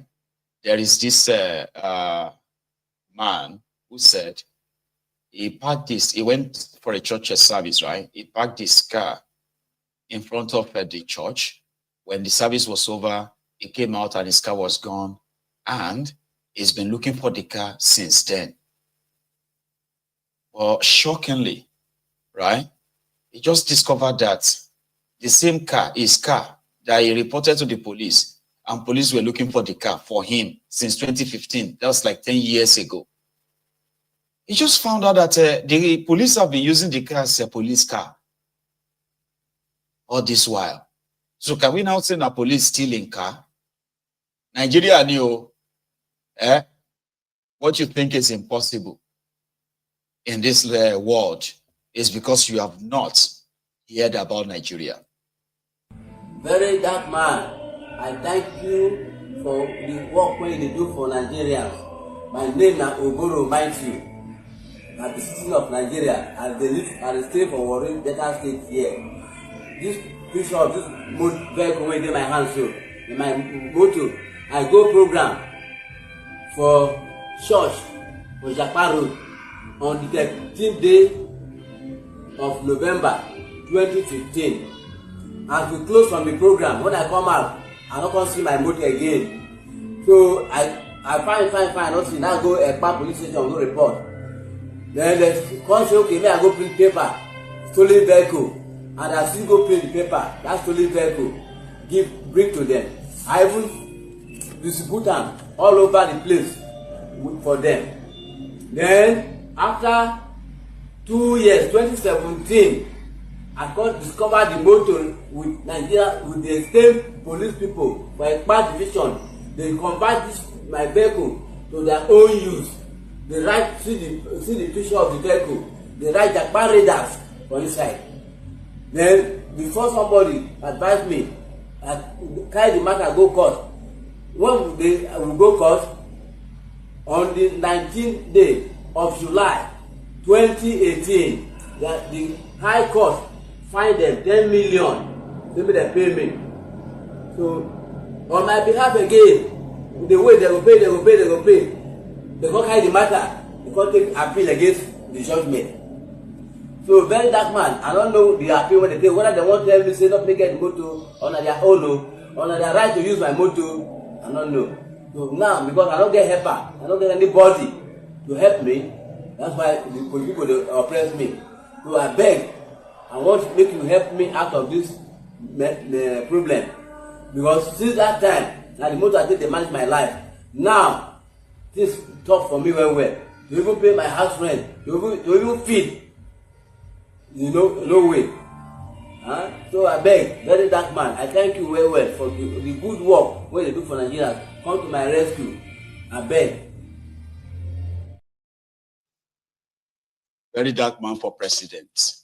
Do you know how many people that will vote for him if the vote counts?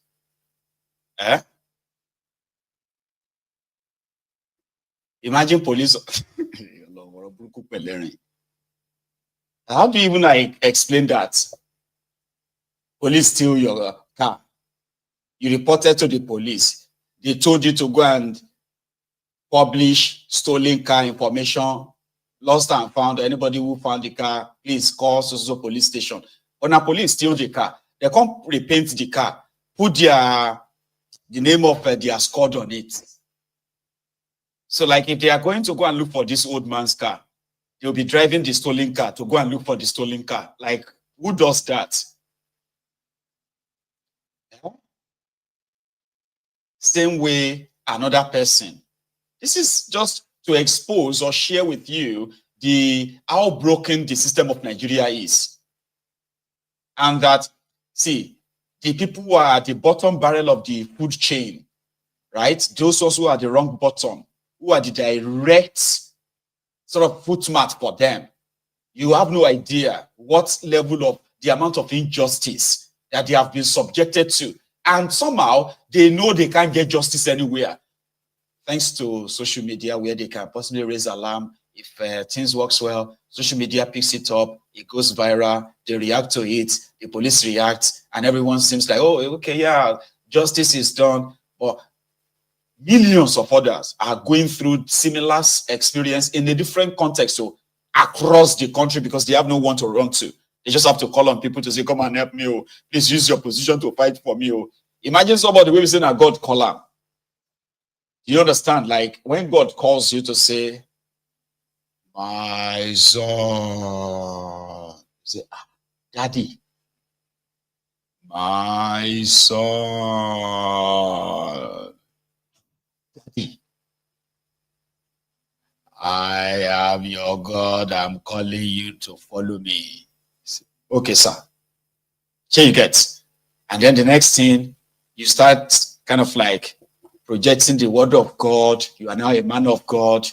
And somehow, I think you just didn't want any God to call anybody. I'm just imagining this now, right? Like, okay, there's no point in God calling anybody. I need to employ more pastors.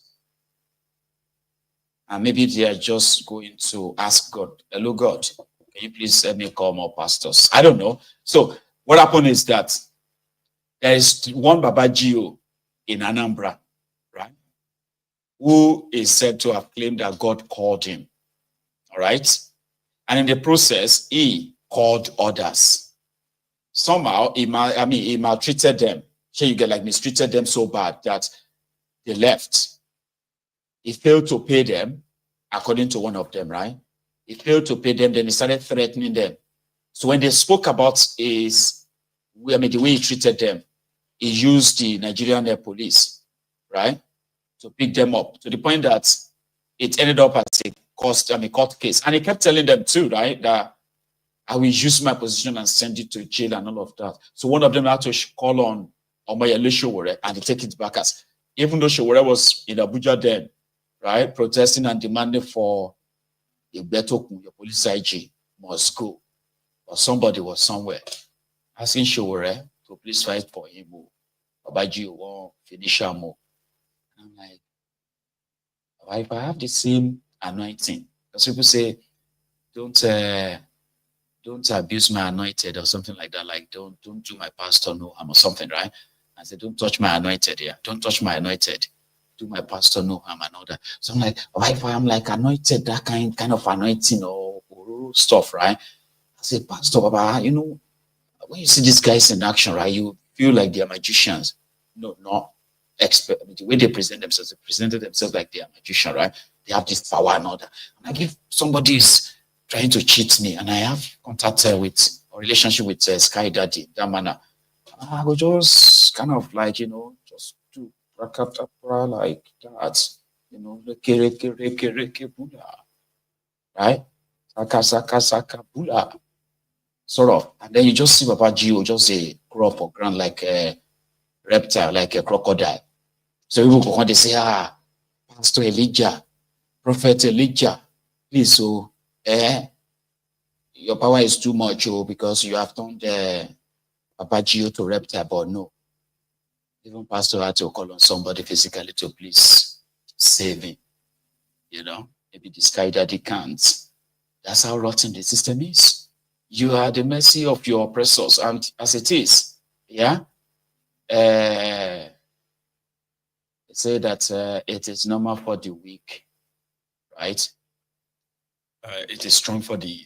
It is normal for the strong to possibly like trample on the weak. So this man is a man of God, but needs Showore's help. Good day to Nigerians. Good day to well-meaning Nigerians. Good day to Take It Back movement. I'm Mr. Sowore. My name is Ikechukwu Chukwuemeka from Anambra State, formerly a minister in Jesus Disciple Fellowship Kingdom Ministry. So I want to please call upon you to come to my rescue regarding the issue I reported before now to Sahara reporters. I need your help because the man, Reverend Emmanuel Okoha, who has vowed that he must jail me over the crime he committed against me and the other ministers as well. The matter will be heard tomorrow at Magistrate Court 7, Ogidi, Idemili Local Government, Anambra State, by Magistrate Ngoziana. He has the ability to bribe judges to turn issues against the people you offended. I'm calling upon you, sir, to help me so that this man will not go scot-free. Let justice prevail. Reverend Emmanuel Okoha of Jesus Disciple Fellowship, Kingdom Ministry, Uzuabam, Alochukwu, Local Government, Ibas State, the headquarters, and has branches everywhere in Nigeria. He normally use the people to intimidate any pastor that lived in his ministry. And I need your help, sir. And by the time you come into this matter, there will be judgment. There will be justice, for me. I'm not only speaking for myself, but thousands of people that are in his bondage of slavery and oppressed. Sir, he always used police to intimidate people because he lies a lot. He used court judgment to silence people, causing them to write statements against themselves because he felt that he has the money and the power. I'm also using this opportunity to call on the judge to stand for justice and not for Emmanuel Okoha and his cronies. Thank you, sir, for intervening to rescue me. God bless you. And good luck, man of God. Because Showore was busy around that time.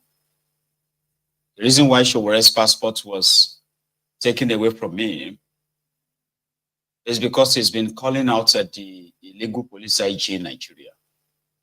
They've locked him up. He's on bail. And I think he's not giving up, Showore has, So he has become a sort of a thorn on their flesh. And today is not different. So Showore led his Take It Back movement to continue the public call out of the police IG, whose tenure has ended by the police police something act. Okay, so which means he's occupying the position illegally. Every decision, every action, every command, every order is given right now are all illegal, all of them, and that's the Showore's belief. And that is what they protested on there today in Abuja. Let's go to Abuja. Illegal ID must go. Illegal ID must go. Illegal ID must go. Illegal ID must go. Illegal must go. Must go. Illegal must go. Illegal must go. Illegal must go. Illegal must go. Illegal must go. Must go. Illegal must go. We are going to bring must go. Illegal must go. Illegal must go. Illegal must go. Illegal must go. Bring the second one. When I remember water run away. When I remember water run away. Me I saw. Water run away. When I remember water run away. Me I saw. Water run away. Water run away, we can water run away, we are so water run away, we can. When I remember water run away. You're blocking me.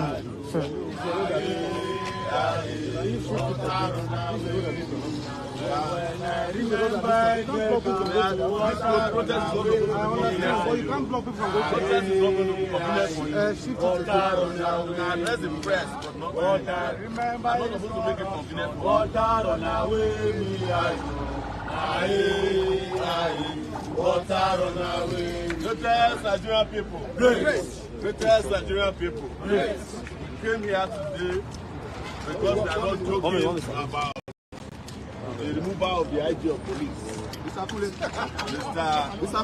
Kayode Egbetokun, who has been occupying the position of the police IGP office illegally. Thank you. We thought that we had forgotten. That is why we removed every other person who is supposed to have retired. He retired them. He has retired several DIGs, AIGs, CPs in the last 2 months. But he has refused to retire himself. Whereas in Nigerian country, security is going down. As you are aware, over 60 persons were killed in Plateau State last week. It is after they were killed that the Egbetokun decided that he will mobilize the caretakers squad. What happened to intelligence gathering? Is it the intelligence department only for tracking social media critics of the government? How is it that the Nigerian police force cannot gather intelligence and know that 60 people will be massacred in retired and tired who has refused to leave office? We are not pleading with the police or trying to play to the gallery. And we are also not trying to patronize anybody in the police. But the police force deserve new blood to manage the Nigerian police force. Others who are trained, who have risen through the ranks, who are supposed to become IG, desire to become IG. Exactly. If Tinubu is so much in love with Egbetokun, I cannot do without him. He can make him, after his retirement in 2004, the manager of NURTW to deputize for Oluomo. But anybody that's retired don't have the right to wear the Nigeria Police Force uniform anymore. That is why we came here today again to remind him. And as you can see, this is the irony of Nigeria. These are two retired police officers. This one retired as an inspector, and because he couldn't cope with the department entitlement and benefits, he continued to be a police officer. He was arrested for illegally operating as a police officer. This one also has retired 24 September after reaching 25 years as a police officer, and he has also refused to leave. But the irony is that he continues to enjoy the office here where this man is in jail. That is why we are using this as our own benchmark for comparison of how Nigeria has been illegally treating themselves, or these officers. And it's our position, we stand with police one way. But we have also said it, that in standing with the police, if the police misbehave, any police officer in this country, they will hear from us. No police officer has a right to abuse anybody's right. But we also have a duty to protect the police and ensure that they get the best benefits and entitlements as police officers in the country. We want to ensure that every policeman, upon retirement, gets 100% of their retirement benefits, just like AIGs, DIGs, and also the illegal IGPs enjoy. So, Egbetokun must go. Egbetokun must go. Egbetokun must go. Egbetokun must go. IGP must go. Illegal IGP must go. Egbetokun must go. Egbetokun must go. Egbetokun must go.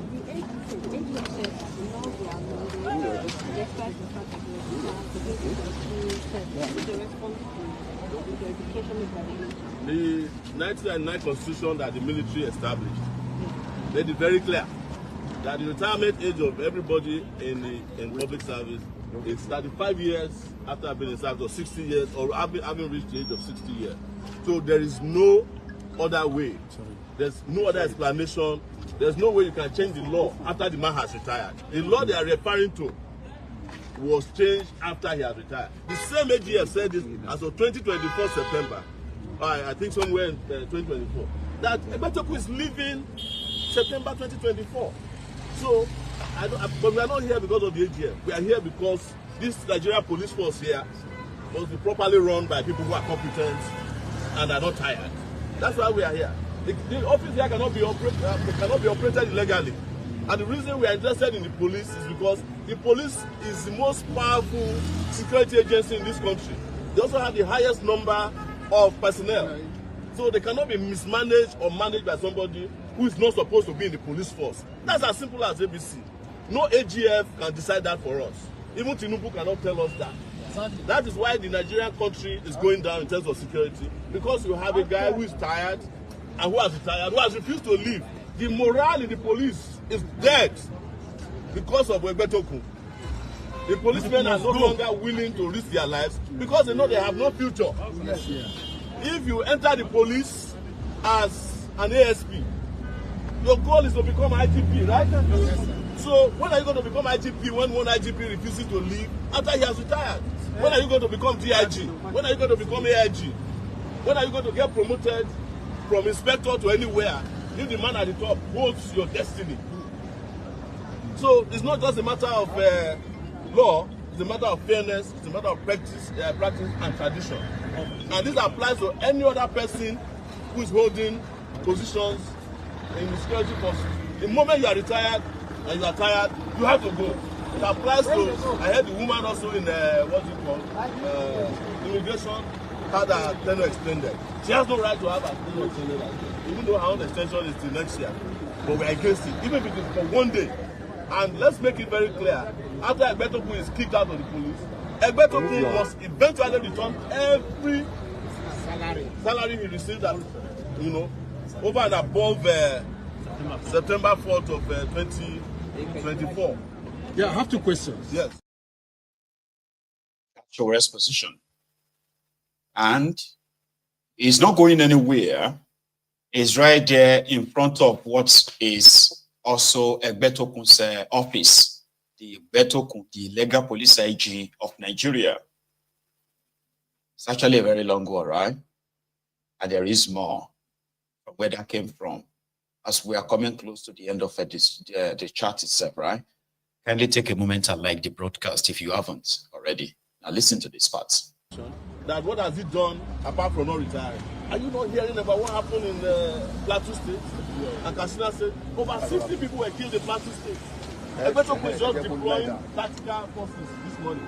That's what they say he will do. He will deploy the tactical groups after 60 people have already been killed. Because the man has no idea how to run the Nigerian police force. Borno State is back in the hands of Boko Haram. Don't let anybody deceive you. It is not the job of the army to be fighting internal security. It's the job of the police. But the police that is headed by a person who is tired and who has retired cannot have the morale to fight crime or fight insecurity or terrorism. That is what we are saying. That you cannot hold the destiny of the Nigerian police force and his institution to one man who himself is dying, in my view. That's why we have the situation that we have in Nigeria today. There's no question about the fact that the man has no idea and the country is deteriorating in terms of security.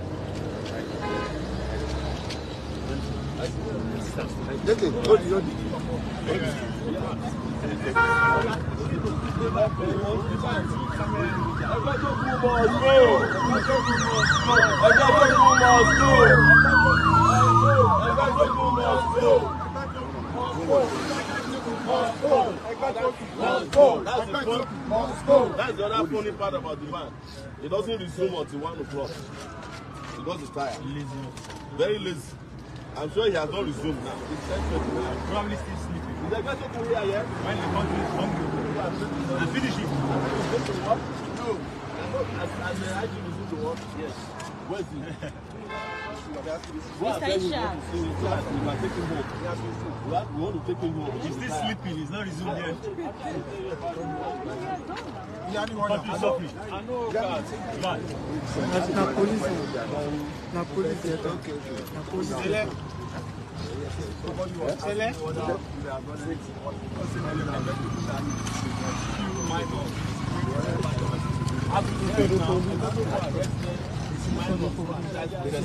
They are Dabatio. Some of them with bullet wounds. It's a continuation of our campaign to me, he has been tired. So we are not here campaigning for him. Tired officially as of September 2024. But he has refused to leave the office. That is why. There's a law saying that he has a tenured appointment, meaning that he can stay. There's no tenured appointment that supersedes what the Constitution says about their own Constitution about the time of 35 years service. So can you bring us up to speed on taking that road? What is the how many of over 6 people were arrested and Abuja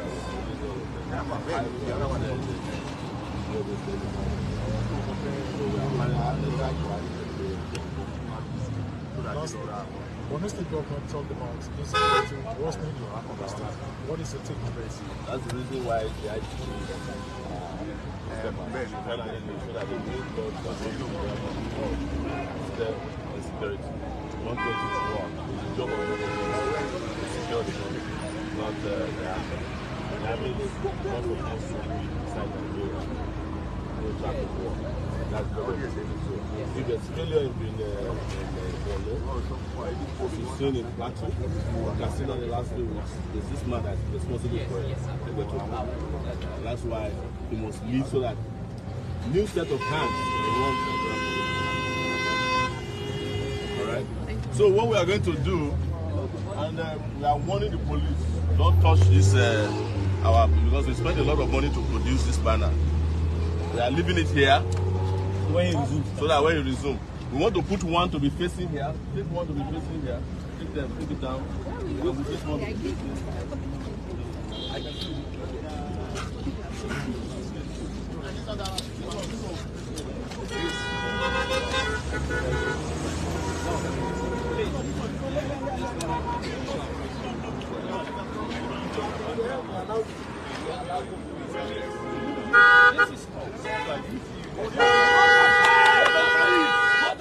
don't carry it.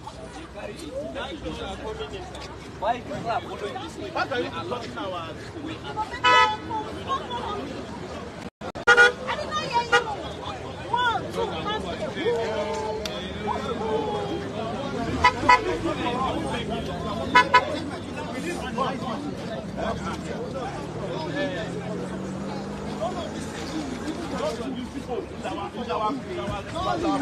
Why would you understand? I never stopped.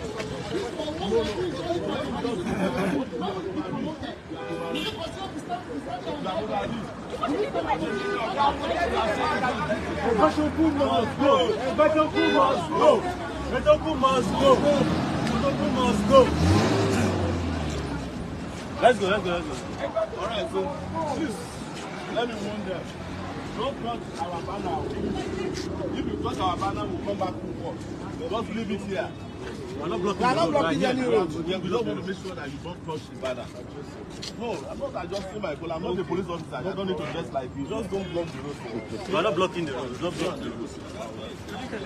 No, don't worry. Don't be affected. Let's go with Christian. Papa. I will call you back. I'll call you back. I'll be able to, but I'll call you back.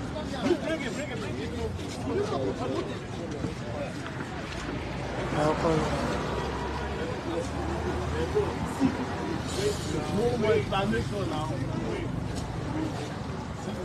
Come on.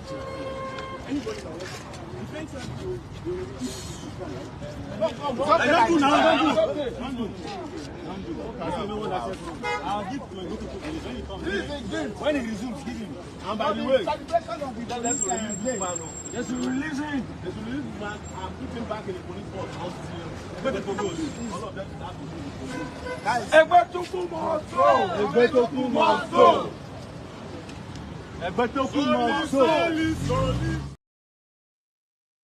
No, don't do that solely, please. Imagine if it was Showore that Mumudu Yakubu allocates 5 million votes to. It's a down here. Problem today. You don't understand. So the last time I was in the US, right? And we were at Yomi Totu's place. It was actually Yomi Totu's birthday, right? So his friends were around, and they are from Nigeria. And it was around this time that C. King, you remember that guy, C. King, was arrested and was being tried for what he said about Iroboye. So this particular person came in, and you're just like, just random talk. Oh no, it wasn't random. I think one of them said, you don't know Mayegun? Mayegun? I was like, no, I don't. I can't remember. You don't watch Mayegun? You don't like that kind of, that was the beginning of the chat, right? It was no.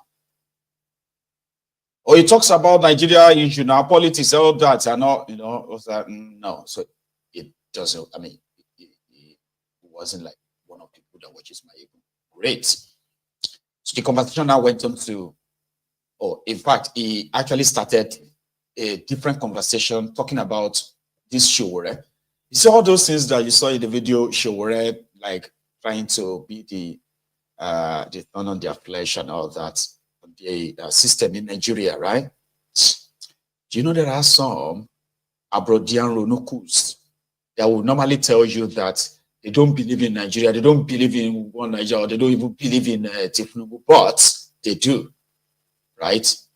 Actually, this is the kind of that person, right? So then it just kept going and kept going about how Showore, you want to be the president of a country, you are going there to go and bail out somebody that disrespected that Adeboye. He didn't care about Adeboye, don't get me wrong. But the fact that Showore is there, always like protest this, protest that, against this APC, against Tinubu now, there are some people who are also Yorubas, by the way, that they hate Showore with passion like that. And if I have been imagining how some of them really feel towards him, now I don't have to imagine it. I actually saw somebody who was so passionate, he just kept going and going and going. What kind of somebody is that? Every small thing, you're always there. All this generation of people who don't have respect for elders. They don't have respect for elders. They just talk and say things. You that want to be president, how can you be going there and be bailing them out and stuff like that? So I was like, I just did this 1, 2, 3, 4, 5. It's like a 360 turn, maybe 180 degree, right? I just moved away from such person because he was like, I just want drink, just give me a drink, because I don't think I want to sit here now and begin to explain to this person, right, that injustice, you don't have to be the victim of injustice before you actually rise up and do something. When you see people who are being unjustly persecuted, you don't share a pig and say, well, people you don't like, they should be treated like animals because you don't like them anyway. And the ones you like, right? No, you don't want anything to scratch them. Don't touch it. Don't, that kind of a thing, feeling, right? That's one thing about selfless people. They are more concerned about what others are going through because they can replicate and, like they can not imagine, right? They can reciprocate, or should I say, they can feel whatever people are actually feeling, the anguish, right? When people come under severe physical abuse or even mental torture from this establishment. You see those who are like abroad. There are those who don't like me too. I know some of you have your own personal experiences. When you say something, they will just be like, you said, don't they listen to that Mayegun Abi? That boy that likely doesn't have any respect. He just talks anyhow. Instead of he's calling somebody that is old enough to be his father, he's calling him Tinubu. He has no respect for. Most of them are just mad, right? I've got hundreds of names for Tinubu. You get? And they'll tell you that, I'm not his fan. I just thought that we must respect elders. Nalayo, they'll be fans, or they'll be supporter of a call, but they are just like shameless people that somehow once in a while they want to act like they have shame. They don't. In Ondo State, where our people are being killed almost on a daily basis right now, I don't see any outrage in the camp of the Ronukus, the Yoruba Konus, right, who are calling their fellow Yorubas Omoale because of this drogi call. At Alagbaka yesterday, I think I shared part of that with you yesterday. So today, they have continued protesting the killing of another farmer in Akure, Ondo States. Watch this.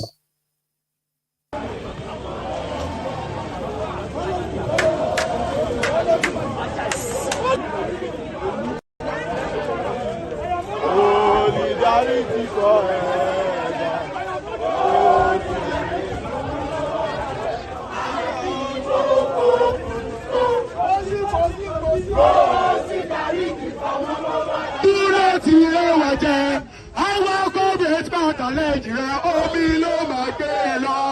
Àjùlọ ti ṣe wá, àjùlọ ti rẹwà jẹ. Àwọn gómìnà pàtàlẹ́jì rẹ̀ omi ló máa gbé lọ. Ọba tí dárí afẹ́fẹ́, ọba tí dárí afẹ́fẹ́. Dárí àjùlọ sẹ́lù jẹ́lá. Ọba tí dárí afẹ́fẹ́, ọba tí dárí afẹ́fẹ́. Ọba tí dárí afẹ́fẹ́. Dárí àjùlọ sẹ́lù jẹ́lá. Ọba tí dárí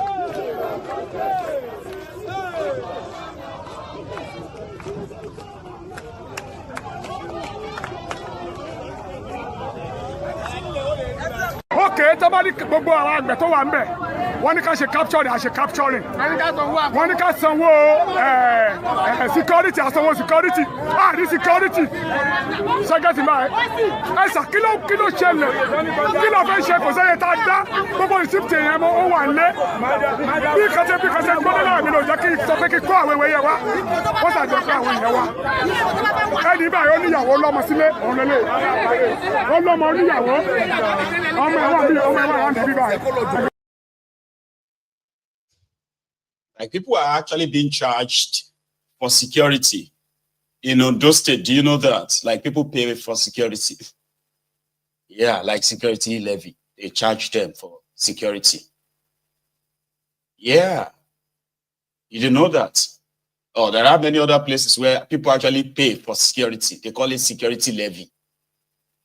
There's no guarantee for any, there's no security guarantee for any of them. None. You know? And so when I saw the Resistor Radio senator, the Afro senator, who is an incoming ambassador, I don't even know where they're going to send him. He's talking about how trust has broken down. You know, there was a time that the Fulanis, according to him, Fulanis used to be very this or that, but now people, you know, the Northerners and the Southerners these days, they're like fully, suspecting themselves and all of that stuff. Okay. Yeah, it's that part. Maybe you should listen. And most of them are in their 17, 18, 19, early 20s and early 30s. Very brutal. They rape women. They burn down houses. They attack churches, attack mosques, attack commuters, extort money from farmers. Farmers have to pay fines and taxes to go to farms. Their activities has destroyed agriculture in northern part of Nigeria. Their activities have destroyed cattle rearing in northern Nigeria. Their activities has destroyed education in northern Nigeria. Many schools are closed now. You have a duty, a responsibility as educated Fulanis, of which we are, to reach out to your people that crime does not pay. 10 to 15 years on banditry has not produced one billionaire among the bandits. It has destroyed the life of Fulani. It has even destroyed the image and reputation of Fulani people. Because every Fulani that is seen now is being seen to be a bandit. They are Fulani doctors. They are Fulani lawyers. They are Fulani engineers. They are Fulani architects. They are Fulani professors all over Nigeria. They are Fulani businessmen. But criminality of these bandits that are mostly Fulani has destroyed the name, the image, the reputation of every Fulani man. How does that help us? How? Don't take lightly your mission. Your mission is very important. It's important for the peace, for the unity, for the progress and security of Nigeria. Northern part of Nigeria used to be one of the most peaceful parts of this country here. But you know what? If you see your face now, someone will think you're a bandit. Looking at you now, someone will think you're a bandit. Just because your ethnic group are involved in it. So I will use this opportunity to assure you of my own full support. You should go to every nook and cranny, meet your people, tell them that we don't want banditry in northern Nigeria. We don't want kidnapping in northern Nigeria. We don't want their activities that has been destroying our image, our reputation as the people in northern Nigeria. Amen. At least they did that to put it out there for all of us to see and say, well, we are doing our best to reject banditry, reject terrorism, and yes, also admitted that indeed it is the Fulani ethnic group that have been causing and wreaking havoc across Nigeria, where tens and hundreds of thousands of indigenous people have been killed in the last 10 years. Let it be on record. And also, if you have any family member that is currently traveling through to from Warri to Itape, there is a Nigerian Railway Corporation train that just broke down in the middle of the forest. The passengers had to trek for hours before they could probably make it into the nearest village.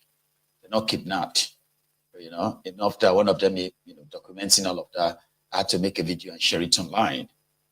The train broke down in the middle of the forest around Kogi. Imagine that for a second. Train was spoiled again for inside bush.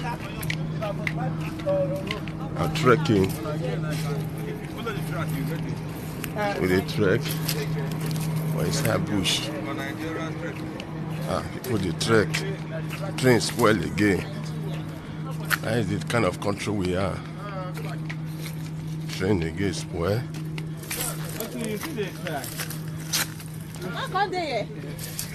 You know how distance this place is.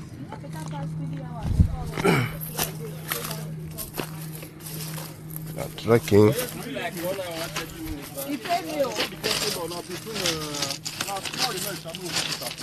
We don't really reach it, but we till you come spoil.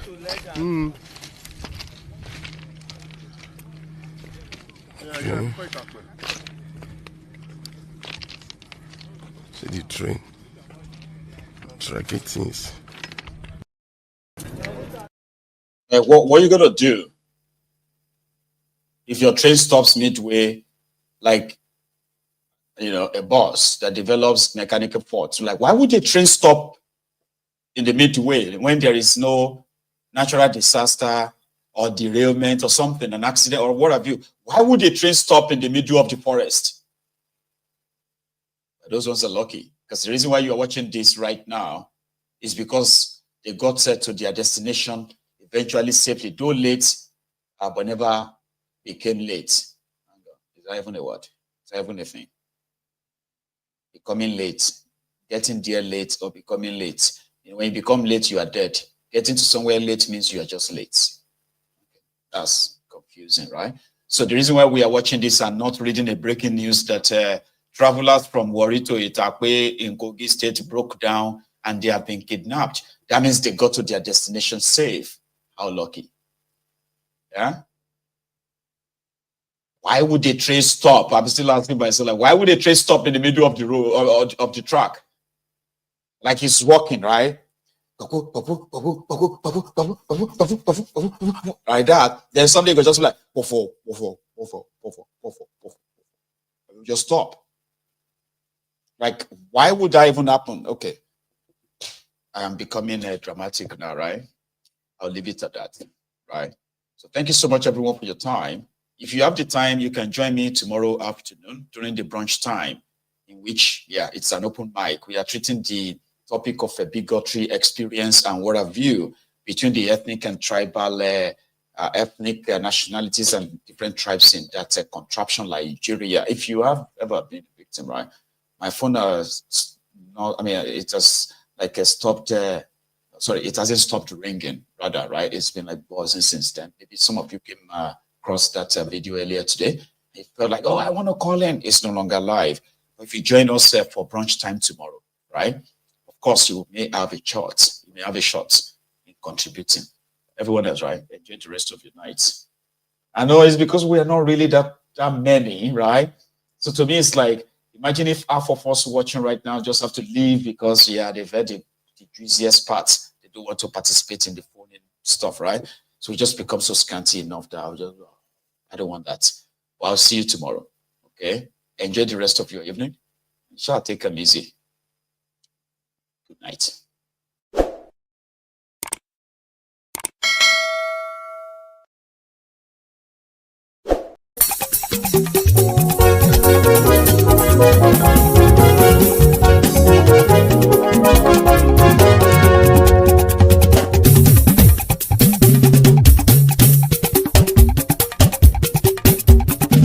Mayegun làwa mọ̀ làmọ̀ tó dòdòdò.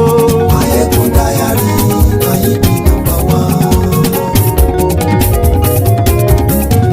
Mayegun làwa mọ̀ làmọ̀ tó dòdòdò. Mayegun dayari Mayegun number one. Mayegun ti dé o ọ̀rẹ́ ara ìlú. Mayegun dayari Mayegun number one.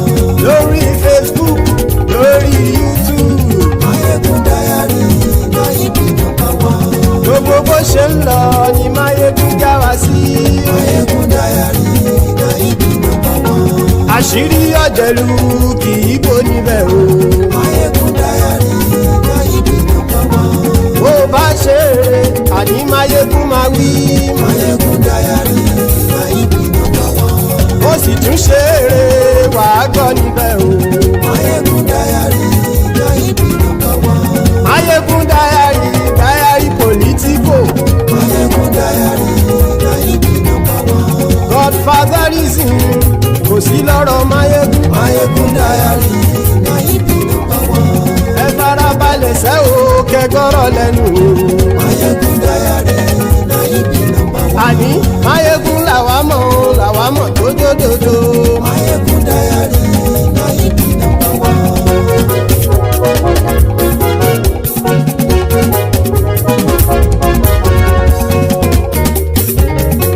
Àní ẹ̀sùn rákì. Mayegun ti dé. Mayegun ti dé. Ọ̀jẹ̀lú ẹ̀sùn rákì. Mayegun ti dé. Àní ẹ̀sùn rákì. Mayegun ti dé. Lórí Facebook. Mayegun ti dé. Àní ẹ̀sùn rákì. Mayegun ti dé. Lórí YouTube. Mayegun ti dé. Àní ẹ̀sùn rákì. Mayegun ti dé. Bọ́ bàbá gbé wúrẹ́. Mayegun máa wí. Àní ẹ̀sùn rákì. Mayegun ti dé. Ijó ìgbádìyẹ. Mayegun máa wí. Àní ẹ̀sùn rákì. Mayegun ti dé. Bí pẹ̀sìdó bá rúfin o. Mayegun máa wí. Àní ẹ̀sùn rákì. Mayegun ti dé. Bí gómìnà kówó jẹ. Mayegun máa wí. Àní ẹ̀sùn rákì. Mayegun ti dé. Ọlọ́pàá ti ń darí bá. Mayegun máa wí. Àní ẹ̀sùn rákì. Mayegun ti dé. Aṣòfin tí ń rúfin o. Mayegun máa wí. Àní ẹ̀sùn rákì. Mayegun ti dé. Òpùrọ́ olóṣèlú. Mayegun máa wí. àní ẹ̀ súnra kì. Máyégún ti dé. Ọ̀jẹ̀lú ẹ̀ súnra kì. Máyégún ti dé. Àní ẹ̀ súnra kì. Máyégún ti dé.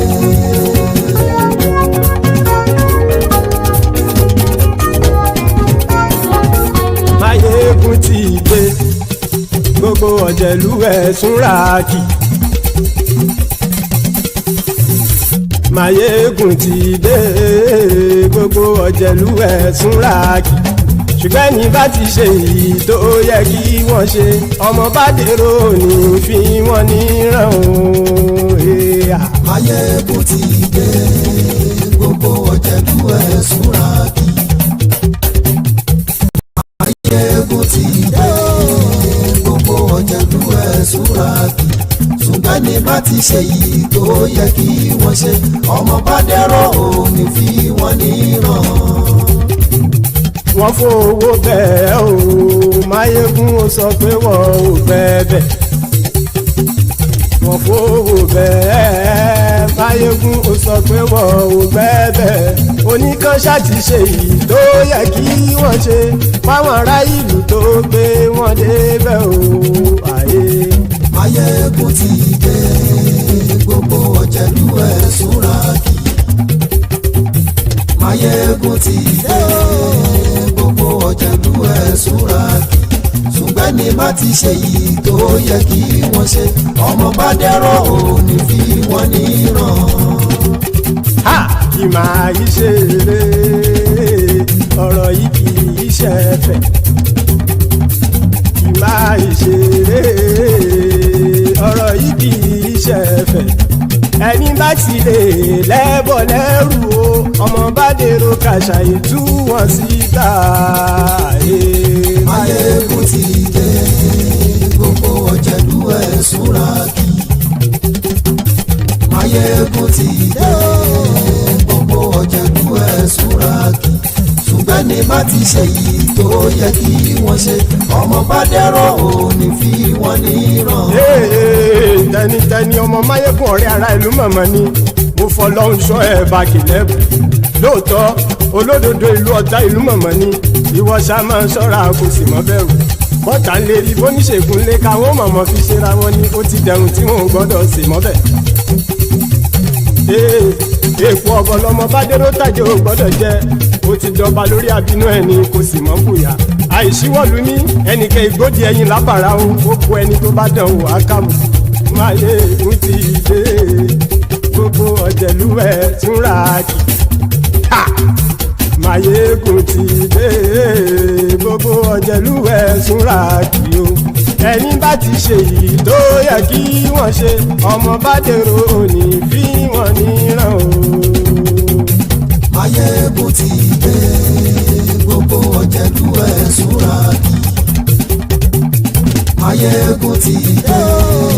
Gbogbo ọ̀jẹ̀lú ẹ̀ súnra kì. Ṣùgbọ́n ní bá ti ṣe yìí tó yẹ kí wọ́n ṣe ọmọ bá dẹ́rọ̀ ò ní fi wọ́n níran.